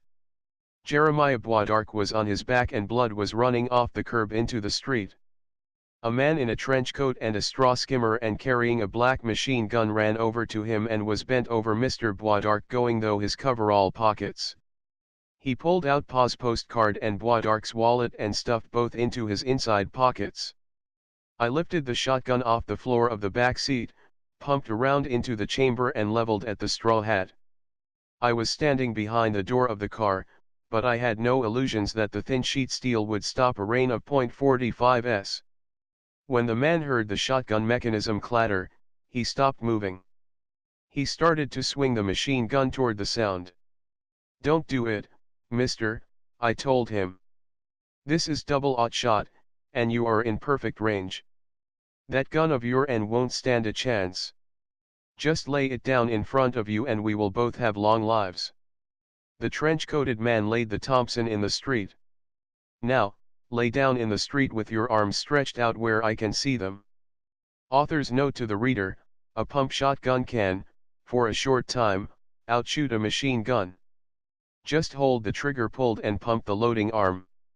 While the 7 shells last, it will shoot about 3 times per second, each shot expelling 16.32 caliber balls. In 1 second, 48 balls will fly at a human target, transforming a sealed circulatory system into a sieve. What'll we do, Pa? Whispered Sam. Follow your brother, son. He is in charge for now. Pa had a surprised look on his face. Sam and I advanced on the prone figure. When we get there, you take the machine gun. Find the safety and make sure you can work it. Put the safety on and point the gun at the man's head. I told my little brother. I put the muzzle of the shotgun in the nape of the man's neck. Do not act stupid. I told him. He had his arm through the machine gun strap. He had planned to retrieve the tethered gun and turn it on us. Coming at him from behind left him with no move but to comply. Sam, pull that strap off his arm and keep him covered. I talked like Sam did this all the time. I could see Sam was quivering like a leaf. You are going to get up and walk slowly to your car. Keep your hands up. Are you alone? When standing, I could see the man was tiny, maybe 130 pounds. The trench coat made him look bigger, but when I saw his frame, I was amazed so small a man could handle a machine gun that would have to kick like a mule. The man didn't answer the question about being alone. I hoped that it meant he was. What is your name? I asked. Lester. Call me Lay, he said. Son, have you ever killed anyone? Lester asked me. No, he hasn't, Pa answered for me. But, I have. It's not so hard when you have to. Pa had retrieved the machine gun from Sam. Pa could tell the man was looking for our weakness and would have found it in Sam. Pa pulled the slide cocking mechanism on the machine gun. It ejected a live shell into the street, so we all knew then the gun was ready for use. We are going to get a policeman or sheriff and report what we saw and give this nice man a warm place to sleep for the night. Pa explained what we would to do next. What about the postcard? I whispered to Pa. Pa lowered the machine gun to Lester's ear. Get it, Pa said. I retrieved the card, the wallet, and felt a gun butt in a shoulder mount. I retrieved the .45 automatic handgun and handed it to Pa. You guys are pretty new at this, aren't you? Lester asked. Doesn't take much practice to pull a trigger, I bluffed. Let Lester drive. Pa said. I will navigate for him. You two follow in the Rio. Let's go find the police station. Oh, I know right where it is, volunteered Lester. But, I doubt I will be there long. My left arm was much relieved when the battery started the old Rio. We found the police station downtown and handed Lester over to them and reported the crime. Pa explained that he was suspicious our Lester was really Babyface Nelson. We explained the connection between Babyface and the Indian and the money. By the time we were finished answering questions, the uniformed police had been to the scene and come back. Mr. Boisdarc was certainly dead and had been moved to the morgue at the hospital. Can you come to the hospital and identify the Indian? The police detective asked Pa. Sure, that'll be fine, Pa said. At the hospital, Pa told the police the man on the morgue's work table was the man who told us he was Jeremiah Boisdarc. His shirt was gone and his coverall bib was folded down at the waist. 7 seeping holes were in the man's chest and belly and 1 in his cheek. Most of the blood had been washed away. Okay, said the policeman, thanks for your time and your bravery, Mr. Daniels. Can we reach you at any time at this address, in Hill, Oklahoma? He asked as he read the information from a little notebook. Yep, said Pa. It was quite a ride back. Both Pa and Sam told me they were proud to know me. I joked I would have to spend some extra time in the outhouse cleaning my shorts. Pa said I was a brave man and Mom would be proud of me also. Finally, I asked what we should do next. It was starting to get chilly again as the sun got lower. Most of the snow had burnt away during the day, but it was cold when the sun was not shining on us. Pa said we would contact the insurance companies and be sure they were willing to pay a reward. Everything was for nothing if they didn't want to pay to know about their money. It was getting dark when we pulled up in front of the house. I haven't known 3 people that died my whole life, I said. Now, there are 3 dead in less than a week counting Mom. With people carrying Tommy guns, there will probably be more. Do you think it's worth it, Pa? I know we will lose the farm if we didn't at least try. However, the money may be leaving Bokoshi even as we speak. I imagine Lester the machine gun man has everyone's attention right now. Turkey sandwiches with veggies piled on them made supper. Man, they were good. Of course, anything tastes good when you are hungry enough. Pete and Izzy had to hear the day's stories all again. Izzy, who has cried when I shot a rabbit, cried when we told him about Mr. Boisdarc. Pete asked if we thought Lester was really Babyface Nelson. He fit the description in the newspaper, I told him. He was a very small man. We will know for sure tomorrow. Every post office has copies of the wanted posters from Washington. If he is Babyface, Mrs. Corrigan will have a picture of him for us tomorrow. We will go to Hackett tomorrow and give our coded message to the sheriff and visit your mother to be sure they did a good job and make sure everything is ready for the funeral on Tuesday. Hackett's Sheriff, Chapter 8. Monday dawned bright as yesterday, but because the snow was mostly gone, the light streaming into the house was not as bright as yesterday morning. Pete was helping Izzy cook up a batch of eggs. Pa liked his poached, so that is how we all got them. The lid from the stew pot made a tight seal when it was on the skillet. Steam billowed from the two ears on the cast iron skillet. The outside of the skillet was long black with burned grease. The inside was well seasoned with many bouts with melting butter. The eggs were sizzling in butter below and being steamed with hot water above. Soon, the eggs were just like Pa liked them. Izzy lifted the lid and cut the whites apart with the spatula and served up 2 eggs each. Pete retrieved 10 slices of toast from the rack over the fire and we all had coffee to drink. Honey sweetened my toast. Pete took a turn at the honey, also.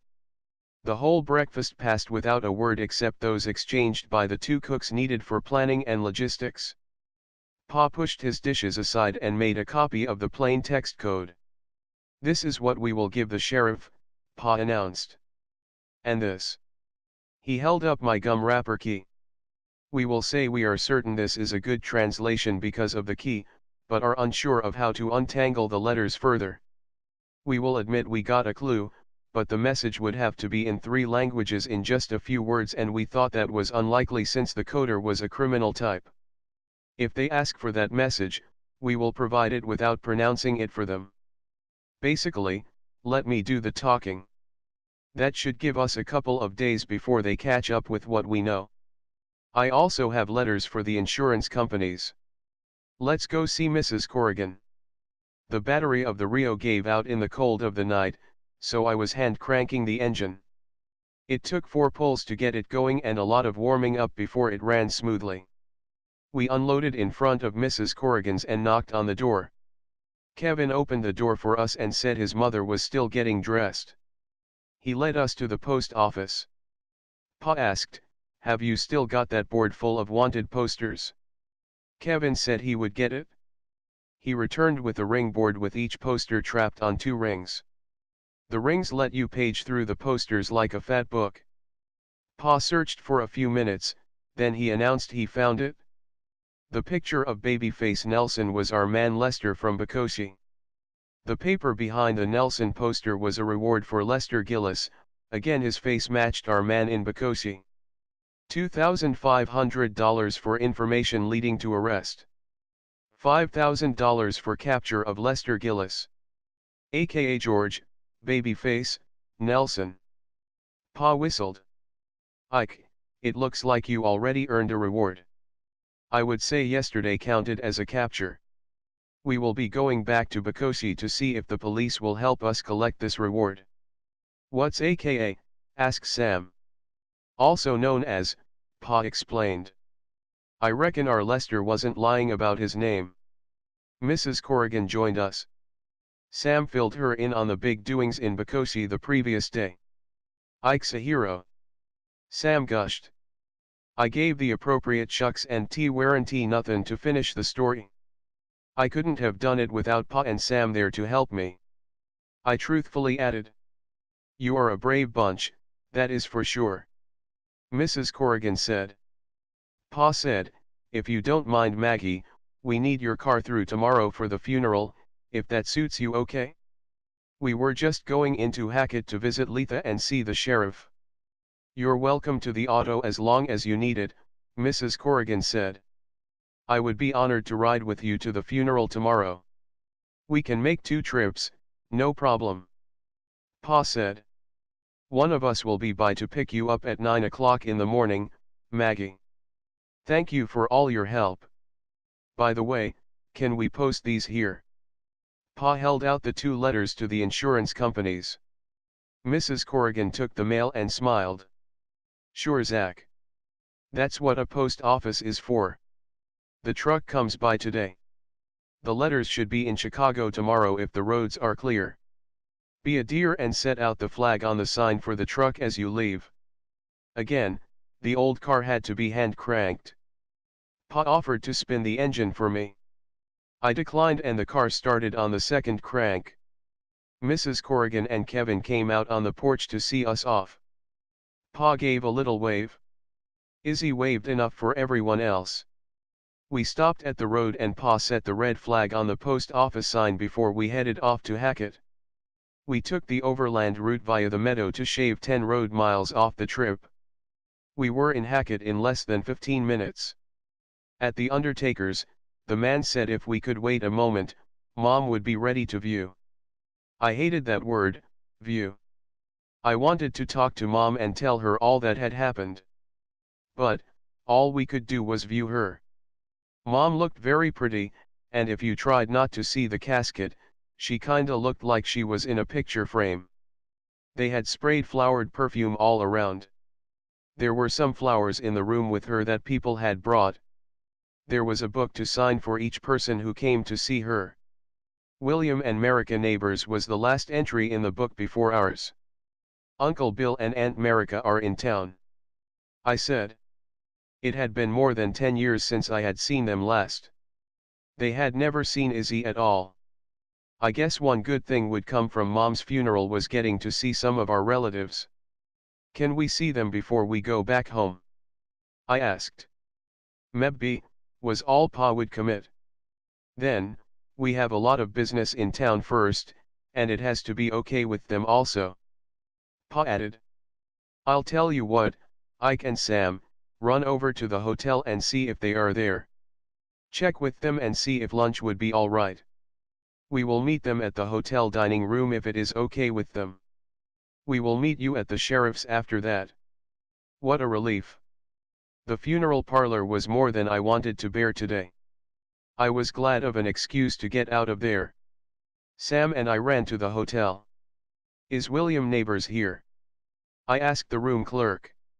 Neighbors, the clerk ran his finger down the register. This clerk was new to me and was dressed too fancy for his job. He was making such a big deal out of checking the register. Ha, what a laugh. Was it like this hotel had hundreds of people checking in? Yep, they checked in last night. Room 203. The clerk turned to check the cubby with that number.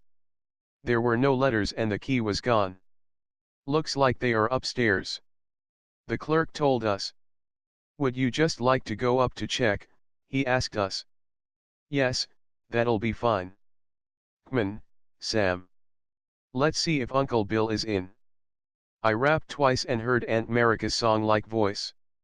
Just a moment, she sang. Bill and Mom were the brother and sister. But, whenever Merica and Mom saw each other, it was like they were blood. Aunt Merica opened the door while still buttoning the top button of her dress. Ike and Sam. It is Sammy, isn't it? I would know you anywhere, Ike, but Sammy was just a baby when I saw him. He is still just a baby, Auntie. How are you? I asked while she hugged each of us, then both of us. Sam shot me the stink eye since I made the little joke at his expense. Come in. Come in. I was heartsick when I heard about your dear mother. What a horrid turn of events. Come in. Your uncle is out scouting the town. How is your father holding up? I can't wait to see little Izzy.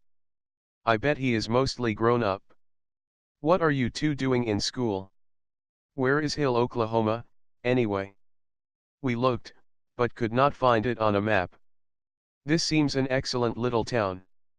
Is there much to do here? The words came at us like a machine gun.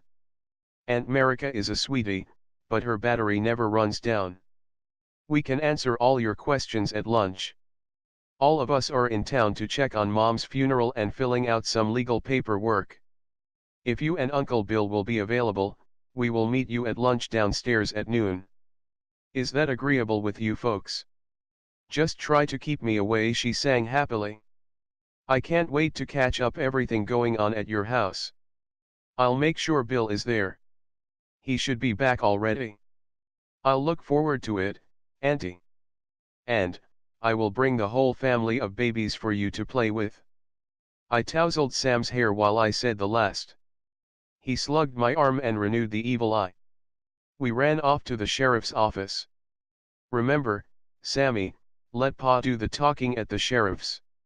What choice do I have? I can't get a word in anywhere in this family anyway. He slugged my other arm. Ouch, I squawked. You are cranking the car from now on. Pa and Pete and Izzy were just coming out of the sheriff's office. Sheriff Braxton was with them. Pa said, here they are now. Sheriff, did you need to ask Ike anything? Just wanted to say, hello and congratulate the lad on the fine catch in Bokosi. Your father was telling me there might be a reward for that one. Maybe. I don't know. It depends on those men in Bokosi. I know you would do the right thing, Sheriff. I just don't know any of them to know what they will do. The sheriff thinks we should go through Mr. Wells, the lawyer, to claim the reward. He says the lawyers know all the ins and outs for collecting such and know the right way to ask. I thought we would at least stop in and ask how much it would cost, Pa said. Okay, I said. Do you need anything else on the code, Sheriff? No, nope, your Pa gave us the pictures and the gum wrapper and your translation. Looks like it's back in Fort Smith's court to decide what else to do. I will have word to them this afternoon if I can get them on the phone. Thanks for that help, too. Ike, it sounds like you have a cool head handlin' a gun and handlin' bad people with a gun. If you ever need a job, I think you can find one right here. It's a pretty rare man that can handle what you did. Couldn't have done it without Sammy and Pa. But, thanks, Sheriff. That's mighty nice of you to say. I'll be finished with high school in May. Maybe I will see you when crops are in. Can I carry a shotgun? I asked him. Heh, don't you worry, Ike. We will give you time on the target range and then you can pick which weapon you want to carry. Sheriff Braxton answered. We bid the sheriff a good day and the five of us headed over to Lawyer Wells' office. I thought you didn't like lawyers, Pa. We can write a few letters. I never had a lawyer try to get us money before. Usually, when they cross my path, they want money from me. But, it might be handy for someone who knows what hoops to jump through and where those hoops are located.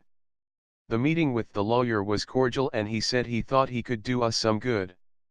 What is more, he said it would cost nothing if he failed to get the reward money and he would charge us 25% if he did recover the reward or some part of it.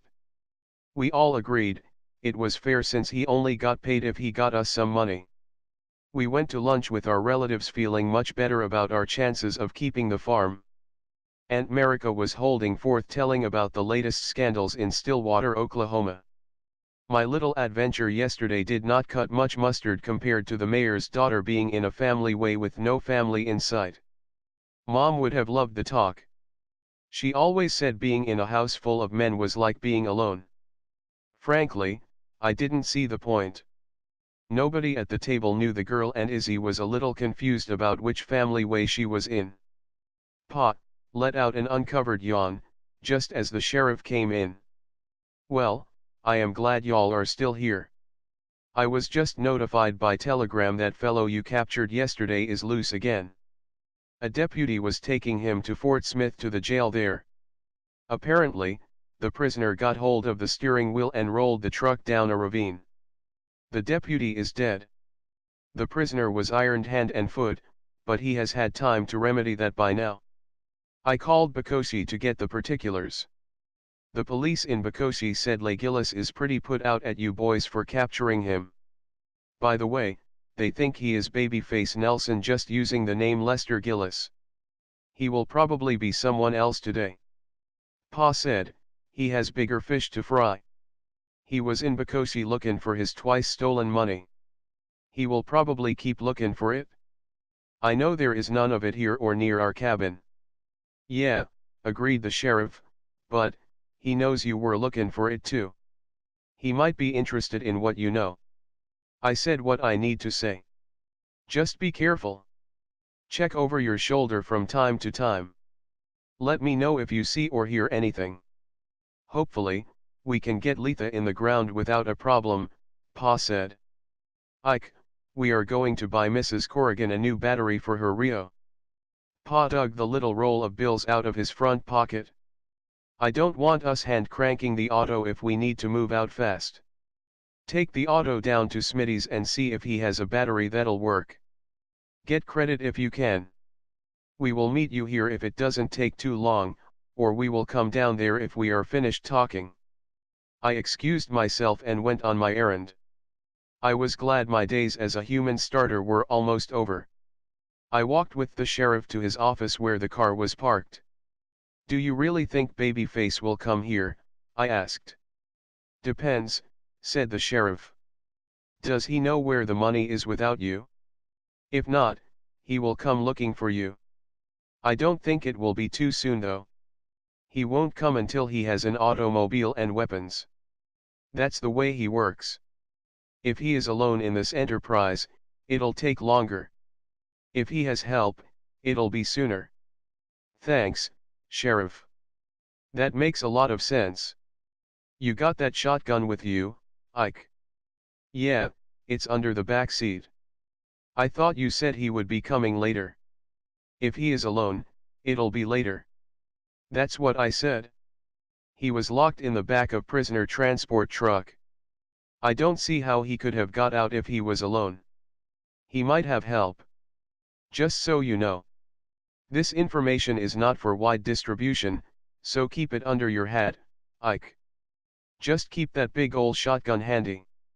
Heeding the sheriff's advice, I moved the shotgun to a place I could reach it by reaching back over the front seat from the driver's position. I checked the battery of the Rio. It actually started the car. I headed down to Smitty's. Smitty didn't have the exact battery, but had one that would fit the battery box. He drilled a hole in the bottom of the box to let out some trapped water.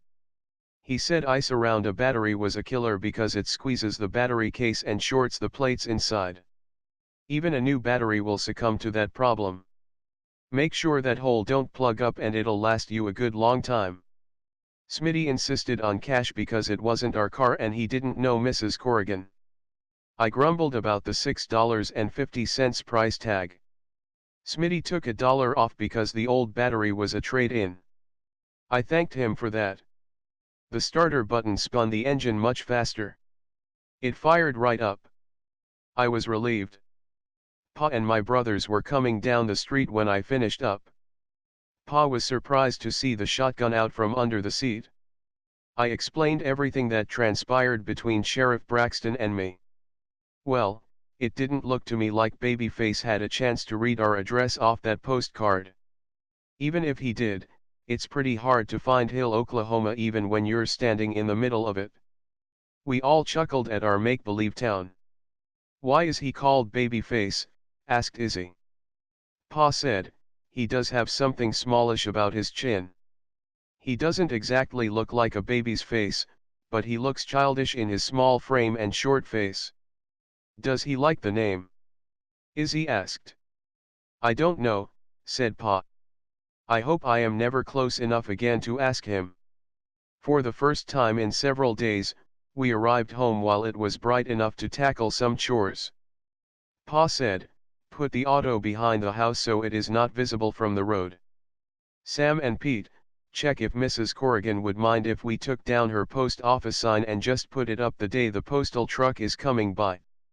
Hill, Oklahoma might as well be invisible for a couple of weeks while all this sorts itself out.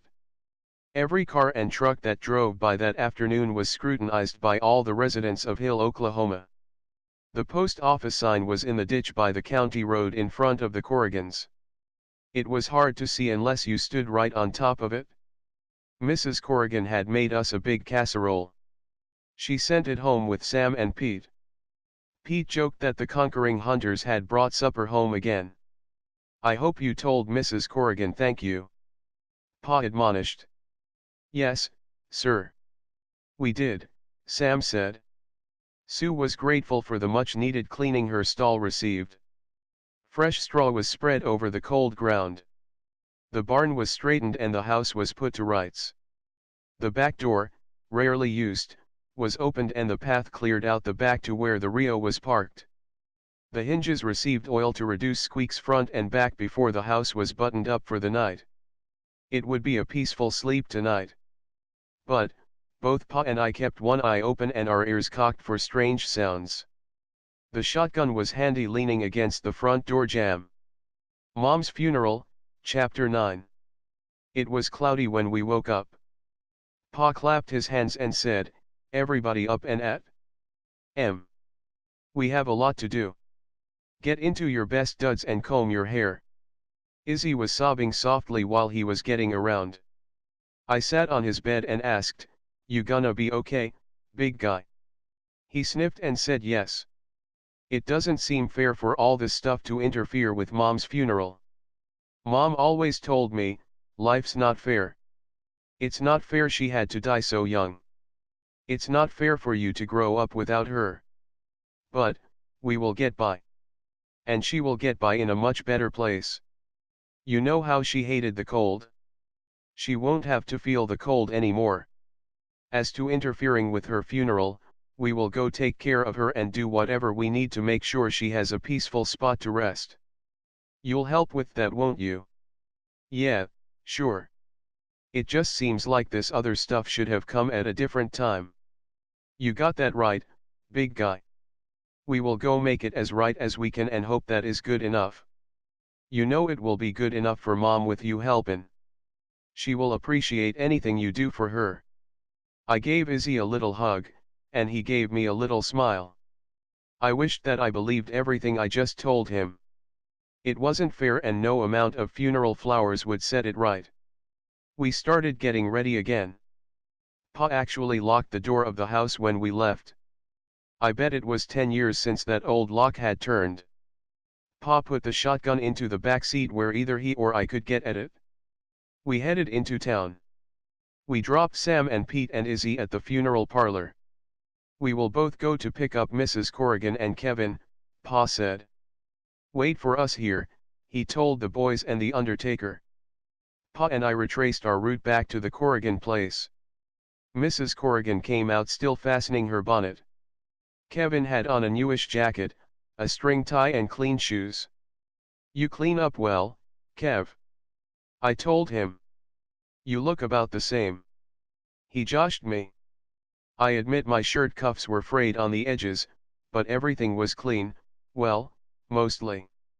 I rubbed the toes of my shoes on back of my pant legs. You both look fine. Mrs. Corrigan offered. When Mrs. Corrigan saw the gun, she looked at Pa and asked, "Are we expecting trouble?" Pa said, "There won't be any trouble if we are ready for it." Pa added, "Maggie, if you know where the house key is, you should lock it up." Mrs. Corrigan looked seriously at Pa. "Zach, you are expecting trouble." "No, Maggie. It is just a case of not being sorry if we don't take easy precautions. This is a dangerous man. 2 people are dead on his account that I know of. Let's not be sorry later to save a little inconvenience now." Mrs. Corrigan relented. She silently went and found the key hanging on a hook by the door. She locked the front door and tucked the key into her bag. Finally, we headed into Hackett using the same shortcut.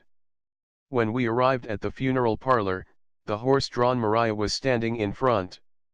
A pair of black horses with black feathered headgear stood ready to draw the glass and shiny black hearse. The undertaker gave us instructions on how we were to follow Black Mariah to the church. The funeral men and Pa and Pete and Sam were to be pallbearers. Pa asked me to drive the car to the church and take the gun and put it out of sight in the church. "I am sorry to ask you not to walk with your mother, but we need to have the gun handy and I don't think she would want the gun seen in her procession." I told him it was all right. I drove down the street, took the gun into the still empty church and put it out of the way. People out front were gawking at me while I toted the gun in. People were gathered in front of the church waiting for the procession. I took my place with the little crowd. I could see the pallbearers were loading the casket now. One of the undertakers mounted the seat of the wagon and snapped the reins to start the horses. The slow walk to church started down the street. In a few minutes, Pa, my brothers, Mrs. Corrigan, and Kevin and William and American neighbors arrived with my mother's coach. Pa motioned me over. I took the place of one of the undertakers and helped carry my mother into the church. When the casket was secured on its pedestal, we all sat down. "My friends," the minister began, and he followed with 1,000 words that showed he did not know my mother at all. But, she would have wanted this. She believed in a God like the one in every Christian church. I figure different, but today is for her, so here we all are. Amen. We all said at the end of the service.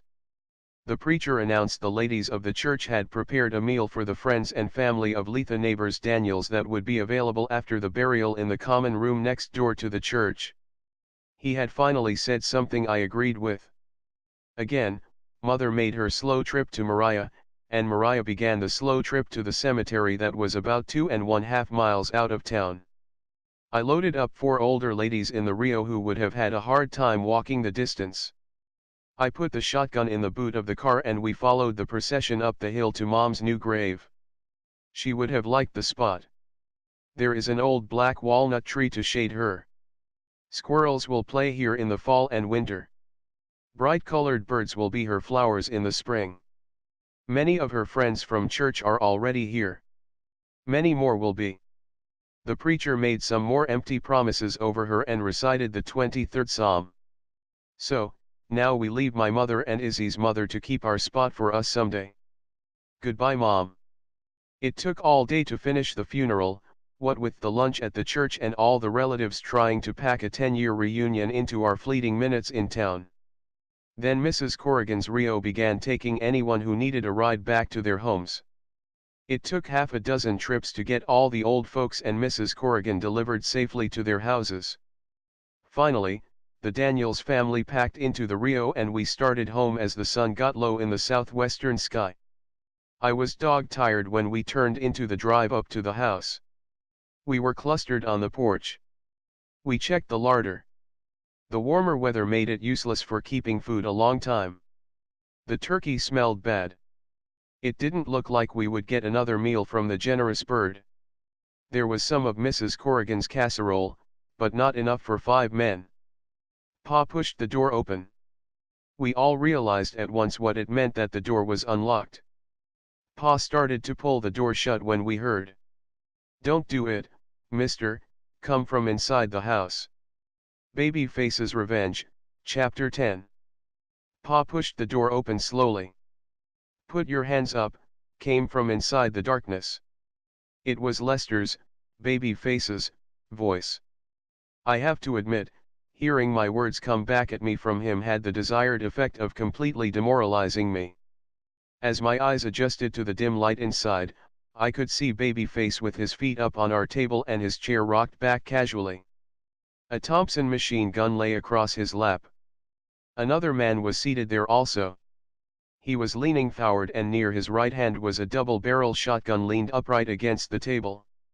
A solitaire hand was spread out in front of the second man. The second man was bigger than Babyface, but gaunt. You could see the bones behind his face in his taut skin. "Pete," Babyface said. "What?" came the answer from both our Pete and the second man simultaneously. Babyface laughed. "Well, ain't that grand? Pete, meet Pete." He made the mock introduction. The second man did not smile at all. It hit me then. The strap on the Thompson in his lap was identical to the one in the street at the Bois d'Arc killing. It was likely the same gun. That meant there was someone was crooked in the Bokosi police force. He said he knew right where the police station was and said he would not be there long. Both those things turned out to be true. Now, he has the same gun they had confiscated in his arrest. Something was really rotten here. "Well, Pete and family, come in. Find some place to sit. We will probably be here a while until we get some straight answers." The house was a mess. Everything had been tossed about. "Sorry for the mess," I was just making sure there are no weapons. Babyface reached into his coat pocket and produced my 3 remaining shotgun shells with number 4 shot. Looking right at me, he said, "I didn't find your double-aught shot you promised me. You weren't fibbing, were you?" I stood mute. I figured it was safer to stay quiet. "Pete, loosen his tongue, will you? I guess, I will have to call you Mr. Green for Pete's sake." Babyface laughed at his own joke. I gotta admit, I cracked a little smile, though Mr. Pete Green knocked my smile right off my face. When the back of his hand hit my cheek, it felt like being hit by a heavy sandbag. I could feel every bone in his gnarled hand. "Mr. Green, please check each of them for weapons of any sort. Farm boys love Zack knives. I wouldn't want one of these gents to get any ideas." Pete Green spoke for the first time. It was a gravelly voice as gnarled as his hands. "All of you turn your pockets inside out. Start with the little one. I want to see every pocket. Let's just start a parade past me here. Any funny business will get you what he got." I was still picking myself and my pride off the floor. My cheek felt hot. We lined up youngest first. Each of us was checked in our turn. "Nothin'," reported Pete Green. "These guys got nothin'. Green rubbed in a little salt with his words. "All of you find a place to be.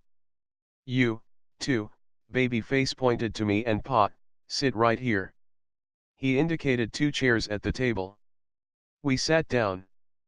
Pete Green sat down. Then Babyface sat down and returned the Tommy gun to his lap. "Now, where is that pesky shotgun?" Babyface asked. "In the car." I gestured with my head toward the door.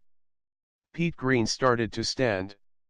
"Leave it there for now," Babyface said. "Trust me. Neither of us wants to be alone with this crew. Don't let 'em split us up. You boys know I let you go the other day in Bakoshi. I let you have your funeral in peace today. Now, where is my money from Chief Boisdark?" "Mister," I started, "we don't have it. We met Mr. Boisdark for the first time 2 days ago. We were trying to get him to return the money to the insurance company and then we were going to split whatever reward came from that. Believe it or not, we thought it might reduce your sentence. We didn't know you were around these parts at all. Well, that sentence was 2 dead cops and 1 dead Indian ago. I doubt anyone will want to reduce the sentence for those," Babyface said. "There was one of your guys nosin' around here. He dressed fancy and drove a high-powered Packard. He had a violin case with one of those, I imagine." I gestured to his machine gun. "We wouldn't have known anything about the money except he kept trying to get Pa to help him with a coded message. I figure he was in Hackett because that is where the message was mailed from. Your man was passin' himself off as you. He told everyone he was George Nelson. He is dead from a gravedigger shovel in his head. We saw a story about Mr. Boisdark doing good things by giving your money away. We figured he was a good man at heart and would want to give the money back. And, that's it. I wound my story up. You know as much as we know, now. We knew enough to find Boisdark, but not enough to actually lay hands on the money. So, I said, how about you fill us in? We have struggled in the dark. Even if we get no money, I would at least like to know how it came here." Babyface leaned forward and opened his mouth like he was going to share a great secret. Pete Green grabbed his wrist and growled, "George, shutting up is never a bad thing to do." Babyface blinked and looked surprised. He was about to say something to Pete Green when thwack! The loud splat sound came from Pete Green's temple. A glassy blue marble was buried mostly into his bony temple. A bloody tear came from his left eye. His eyes were pointed 2 different directions and he was teetering forward. Out of the corner of my eye, I saw Izzy holding his wrist rocket slingshot. Izzy's eyes were big as saucers. Next, I was up and leaning across the table, going for the shotgun. I could see Babyface trying to pull his machine gun into firing position. I had hold of the barrel of the double-barreled gun, and as I fell back with it, I smacked Babyface in his baby face with the end of the barrel. He fell backward, chair and all, unable to control his machine gun. Pa was on him by now, struggling to pull the machine gun free. A burst of machine gun fire erupted out of Pa's back and disappeared into the roof of the cabin. By then, I had control of the shotgun and pushed it against Babyface's head. "No more," I commanded. Pa fell backward with a gaping hole where his heart should be. Pa was dying. Sammy ran up to him. Pa's lips moved, trying to say something. Then he was still. "You sorry son of a bitch," I growled at Babyface. I thought how easy it would be to pull the trigger, how much better I would feel, but I knew Pa and Mom would want me to do the right thing. "Sammy, go to the barn and get a rope. We will take these two to town." Pete Green's chest rested on his solitaire game. His eyes were open but vacant. Izzy was crying. "I killed Pa," he whimpered. "No, Izzy, this son of a bitch killed Pa. Don't you ever think you were responsible? They broke into our house with guns. You defended yourself and your family. You did exactly what Pa would have done if he had the chance." For once I was able to deliver words of comfort to Izzy that I actually believed. "Pete, take that machine gun away from this guy. Check Pete Green and see if he's dead." When Sammy arrived with stiff cattle rope and some clothesline, I opted for the thinner clothesline. Right now, I didn't mind if the rope cut into these guys. "Sammy, hold this gun against his ear while I work." I whispered in Babyface's other ear, "Tell me what that sounds like if he slips and fires accidentally." Then I asked, "Pete, what did you find out about the other guy?" Pete answered, "He's breathing, but it comes and goes. It kinda speeds up and then slows down." I fastened a loop of clothesline around Babyface's neck, then I tied his wrists behind his back to that loop with a short length. Finally, I pushed him on his face and bent his knees so his heels were on his thighs. I fastened his ankles to a tight rope to his wrists. "That'll probably make breathing hard if you try to straighten out any. You can do us all a favor and go ahead and try to straighten your legs."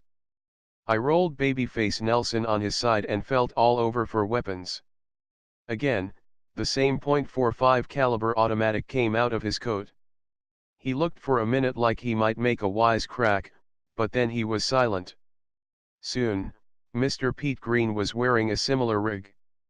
I added some loops around thighs to ankles because he didn't have enough wherewithal to keep his legs bent on his own. He had a pistol in his jacket and a knife in his boot. "Let's get Pa into bed," I said. Pa's body let out a groan when we moved him. Izzy thought for a second he was alive. "No, I am sorry, Izzy. Sometimes a body will take a breath or let one out when you move it. Pa's heart is mostly gone. He can't be alive." I explained the grisly fact to my little brother. We dragged Babyface's knees over the porch and the rocky ground and tossed him face down in the back seat floor of the Rio. I left Sammy holding the shotgun on his head. Sam no longer shook. I dragged Pete Green to the car and hoisted him onto the back seat. He let out a groan. I noticed he was drooling from his mouth. I went back inside and asked Pete and Izzy if they would be all right while we took the bad men to Hackett. They assured me they would be. I told them I hoped to be less than an hour. I explained to Babyface both mine and Sam's patience had worn away. Any reason to kill him would be reason enough. He remained silent. I wondered if he could talk with the loop around his neck. I looked into his eyes and he was able to make eye contact with me. That was good enough for me. "I think you will find the accommodations in Hackett a little better than what you had in Bakoshi." That brought Babyface to life. "You can't take me across state lines." His voice was raspy with the clothesline around his neck. "You have to take me to Bakoshi." It was my turn to be silent. I knew the fix was in if I took him to Bakoshi. Babyface was on his belly on the floor of the back seat area. Sam knelt on the passenger side of the front seat and held the double-barreled shotgun at the back of Babyface's head. I knew each bump in the road would pop Babyface with the end of the muzzle. Somehow, it didn't bother me. When we pulled up in front of the Braxton home, I left Sam holding the gun on Babyface while I went to the door. I knocked loud enough to wake the dead. Sheriff Braxton came to the door. "You said let you know if anything happened. Babyface broke into our house and killed our father." "Which way did they go?" the sheriff asked. "They are right here, Sheriff." "You caught Babyface again?" "Well, no. Izzy took them down with his slingshot," I added with a little mirth. "If there is a reward this time, it should go to Izzy. This actually should be handled in Oklahoma," the sheriff advised. "Yeah, but one of those guys in Bokoshi is crooked. Babyface had the same Tommy gun and same .45 automatic they took from him 2 days ago. I doubt they were in the transport with him yesterday. He had to get them from the same person that arranged his escape." "Geez," the sheriff exclaimed. "Well, I will meet you at the jail." We hauled the criminals the few blocks to the jailhouse. The sheriff was right behind us. He opened the office and helped us drag Babyface into jail. In the jail cell, the sheriff untied him and announced to Babyface, "You are under arrest for the murder of the deputy transferring you to Fort Smith. You were in Arkansas when you committed that murder. We will straighten out the paperwork on the rest of them tomorrow. I am sure District Attorney Coombs can get the rest of the recent murders transferred to his jurisdiction." I never knew J.C. Coombs to shy away from a headline. The sheriff locked Babyface in the cell. We went back outside to relieve Sam and to pull Pete Green into jail. "This one is really out cold," the sheriff said. Green was untied and laid on the bunk. "I will have Doc look at this one tonight." "Slingshot, eh?" The sheriff looked in the next cell at Babyface. "That ought to do wonders for your reputation. How old is your brother, Ike?" 9. "That's pretty juicy." Babyface Nelson made a visibly sour face. His neck wore a bright red ring from the loop of clothesline. I thought about making a crack about making it permanent, but then thought better. Don't make too big a deal about Izzy. Izzy kinda blames himself because of Pa getting killed right after he shot this guy, here. "Ike, would you mind stopping at the Dewdrop and telling Donnie he will be bunking here every night until we get these birds transferred?" "Sure, Sheriff. Can you call the undertaker for me? I don't think we should leave Pa in the house all night if we can move him." "Right you are, Ike. I will have him meet you at your house. I will come to your cabin to investigate. By the way," the sheriff continued, "one bit of good news is the lawyer told me he can't charge you money to help you collect the reward. He has to help as an officer of the court. Maybe that will make some things better." When Sam and I were alone in the car, Sam said he really wanted to pull the trigger on Babyface. I told him I had similar feelings when I held the shotgun. I told him the most important thing right now is to take care of Izzy. We have to let him know we will take care of him and tell him it is not his fault Pa is dead. It's just one more thing those crooks stole from us was Izzy's innocence. I told Sam I didn't know how our family would survive the ordeal of Mom's death being followed so closely by Pa's murder. Even after Pa is buried, we will be going to trials and hearings. We all will have to take oaths in court to tell that story over and over. The newspapers will be all over it.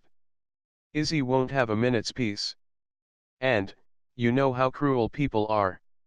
Some will say Izzy did cause Pa's murder. How will he get through that? I started to choke back tears thinking of my tender-hearted little brother being cruelly used by the news reporters. That criminal might have been the first live target Izzy ever shot. One time he was walking with me while I hunted. He wouldn't shoot at a rabbit because of the pain he would cause the creature just so he could have a meal. The Dewdrop Inn was just a country honky-tonk. A cowboy band was playin' sad songs, and a few couples were slow dancin'. Donnie Braxton was leaning on the bar talking to a woman with orange hair who was too old for him.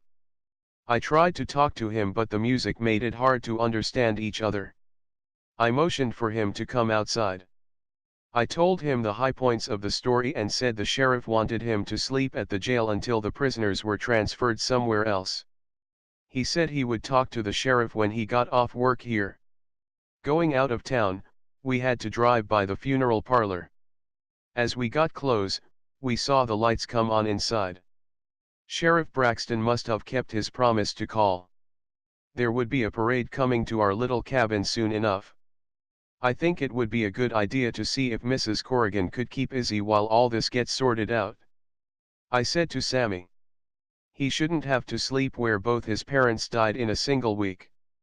It'll keep him hidden from the news vultures, too. We trundled across the shortcut and bounced up the road to the house. We opened the door to a gruesome scene indeed. Pete and Izzy were working with a scoop shovel and broom cleaning Pa's clotted blood from the kitchen floor. They had moved the kitchen table to get the blood that had run under the pedestal legs. "Geez," I said, "let us help you." "Sam, why don't you get some water in the bucket? You two rest and let us do this." Izzy said, "It's okay. It needs doin'. We are almost done." "Little man," I said, "you are one tough honcho. Remind me to never mess with you again."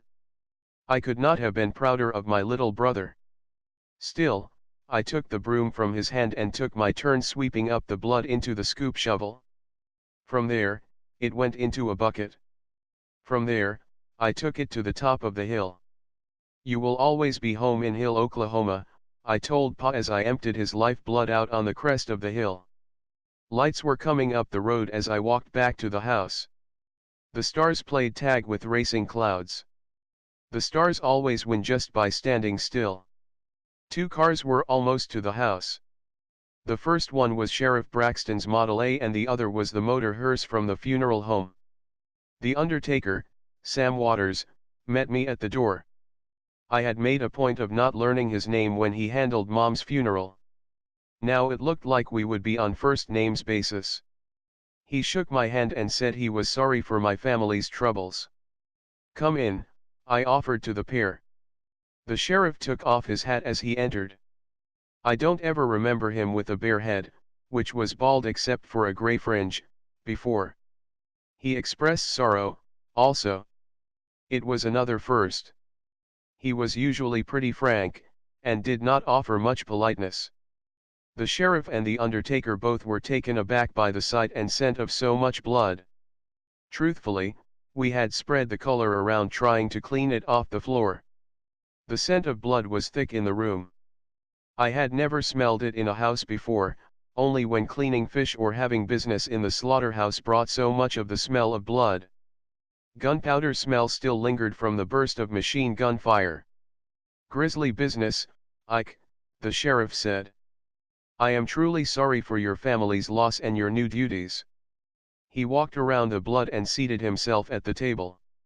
He took out a little notebook and a stubby pencil and started his questions. Sam Waters busied himself with the younger brothers and Pa's body. Suddenly the sheriff addressed Izzy, "Is your given name Israel? Did the man have hold of the shotgun?" "Yep, right by his hand is good enough." "It wasn't a family gun?" "I mean, it didn't belong to your family." Izzy answered each question like a trooper. My esteem for him had grown tenfold that night. "Well, that does it for me." The sheriff read his findings from his notebook. Izzy's slingshot was self-defense and defense of family. Your home was broken into by armed burglars who were still here when you arrived home. Izzy defended in the only way possible and your father was murdered by burglars committing felony acts of breaking and entering and assault. The burglars were captured by the 4 sons of the murder victim. I will notify the police in the county seat of this county and petition them to allow Arkansas Authority to finish the investigation and prosecution as the closest township. Failing that, I will petition federal authorities of the Indian nations to assign Fort Smith courts to these crimes. One way or another, we will keep those guys in jail. The sheriff gathered up the arsenal brought by the hoodlums and made note of the Thompson submachine gun, the .45 caliber automatic handgun, U.S. Army type. The 12-gauge double-barreled shotgun with number 1 shot loads, a snub-nose .38 police special handgun and hand knife with 5-inch blade concealed in a boot sheath.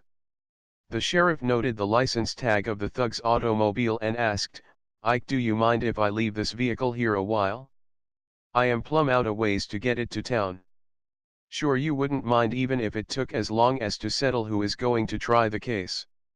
I assured him we would allow anything that made convicting them easier. "Thanks, Ike," he said.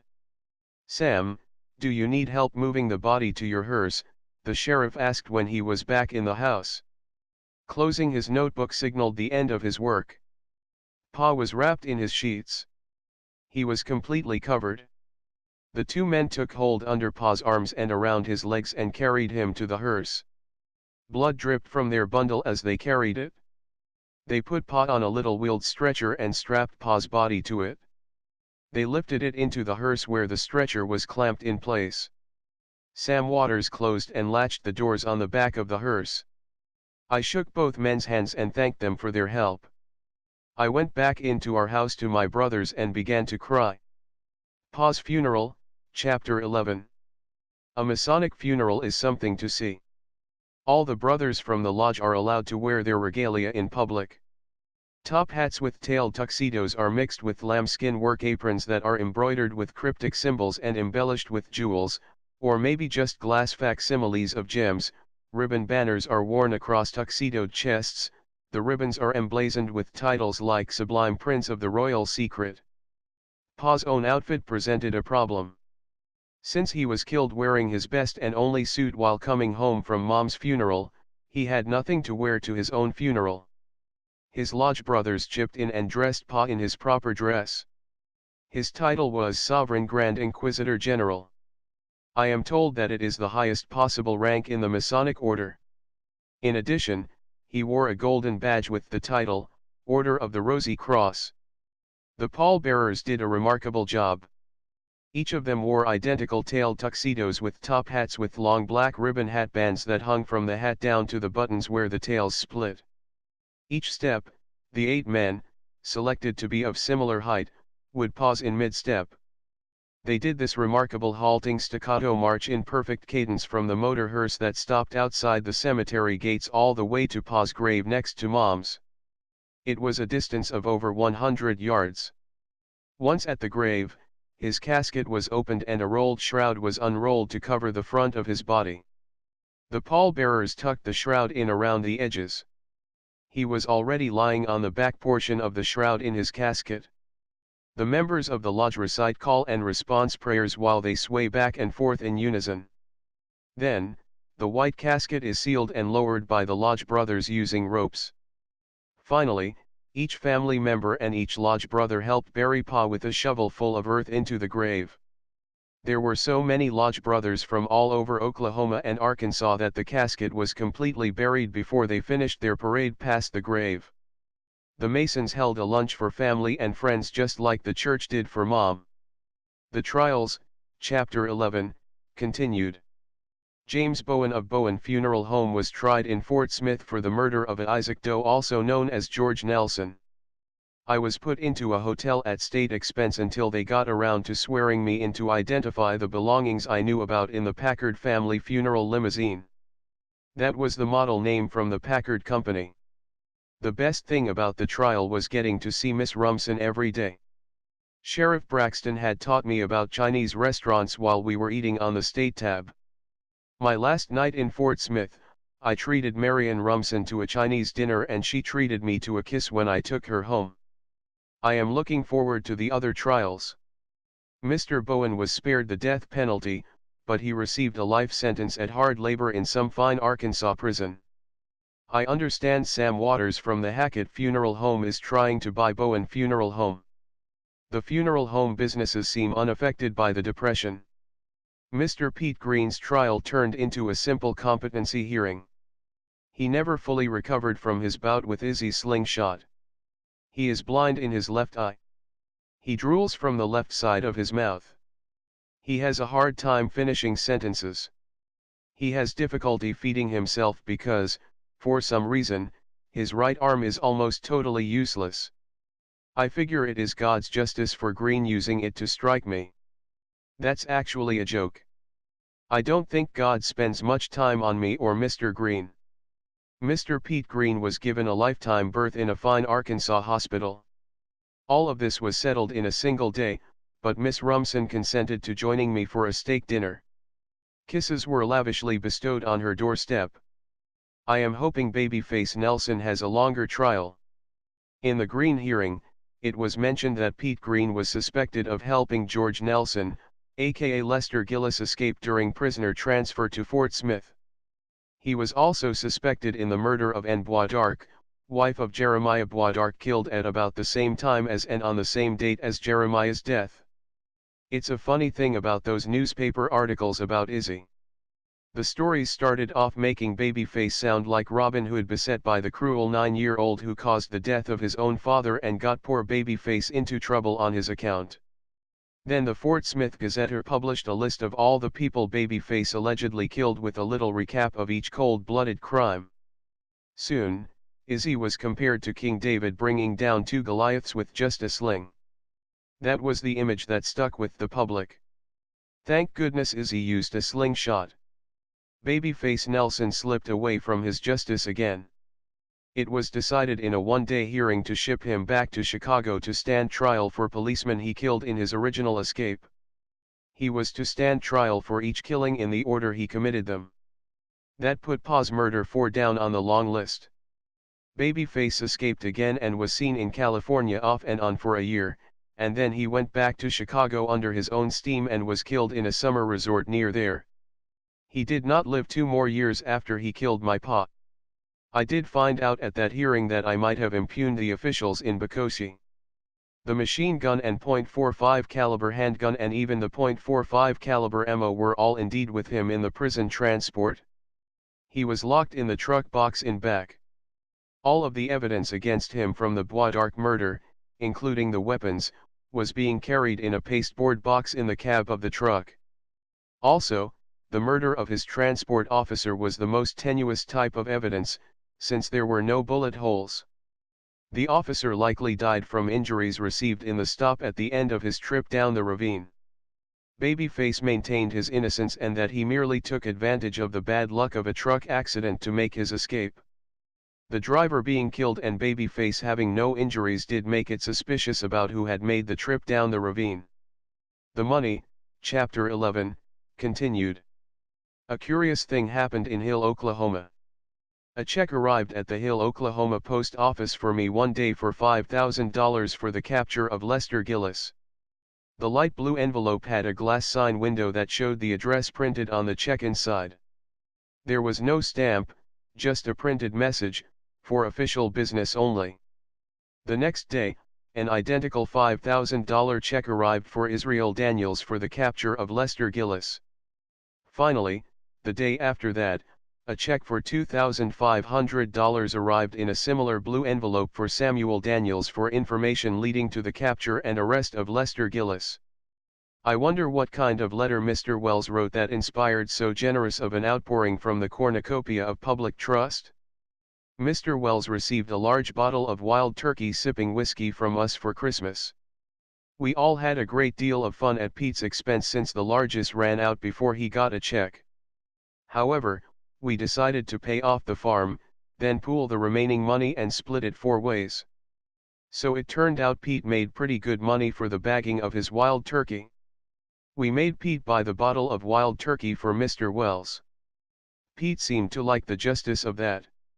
Wild turkey was off the legal U.S. market from the start of Prohibition until about 1940, but was still made for export.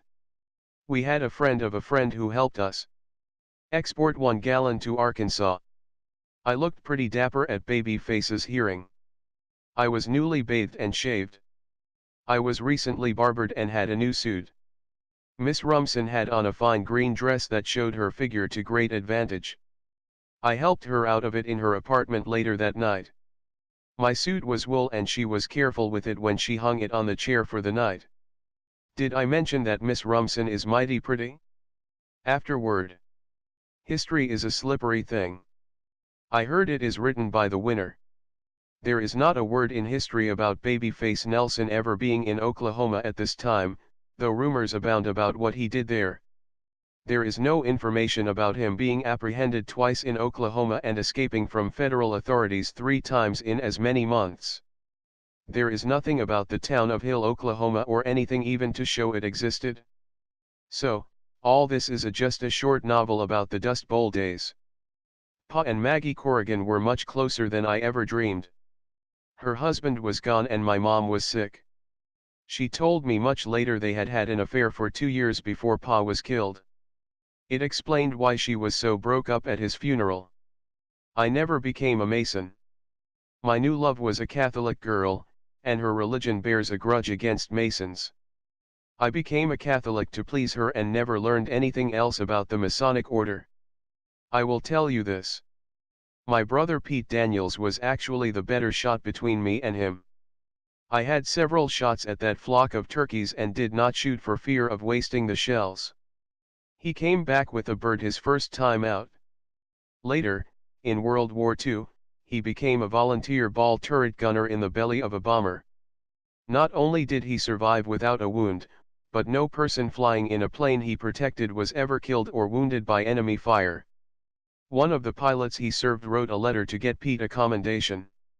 He said, "German fighter pilots died like mosquitoes under Pete Daniels with ring fire. He was a brave little sucker and one hell of a shot." But that is another story. All rights retained by the author.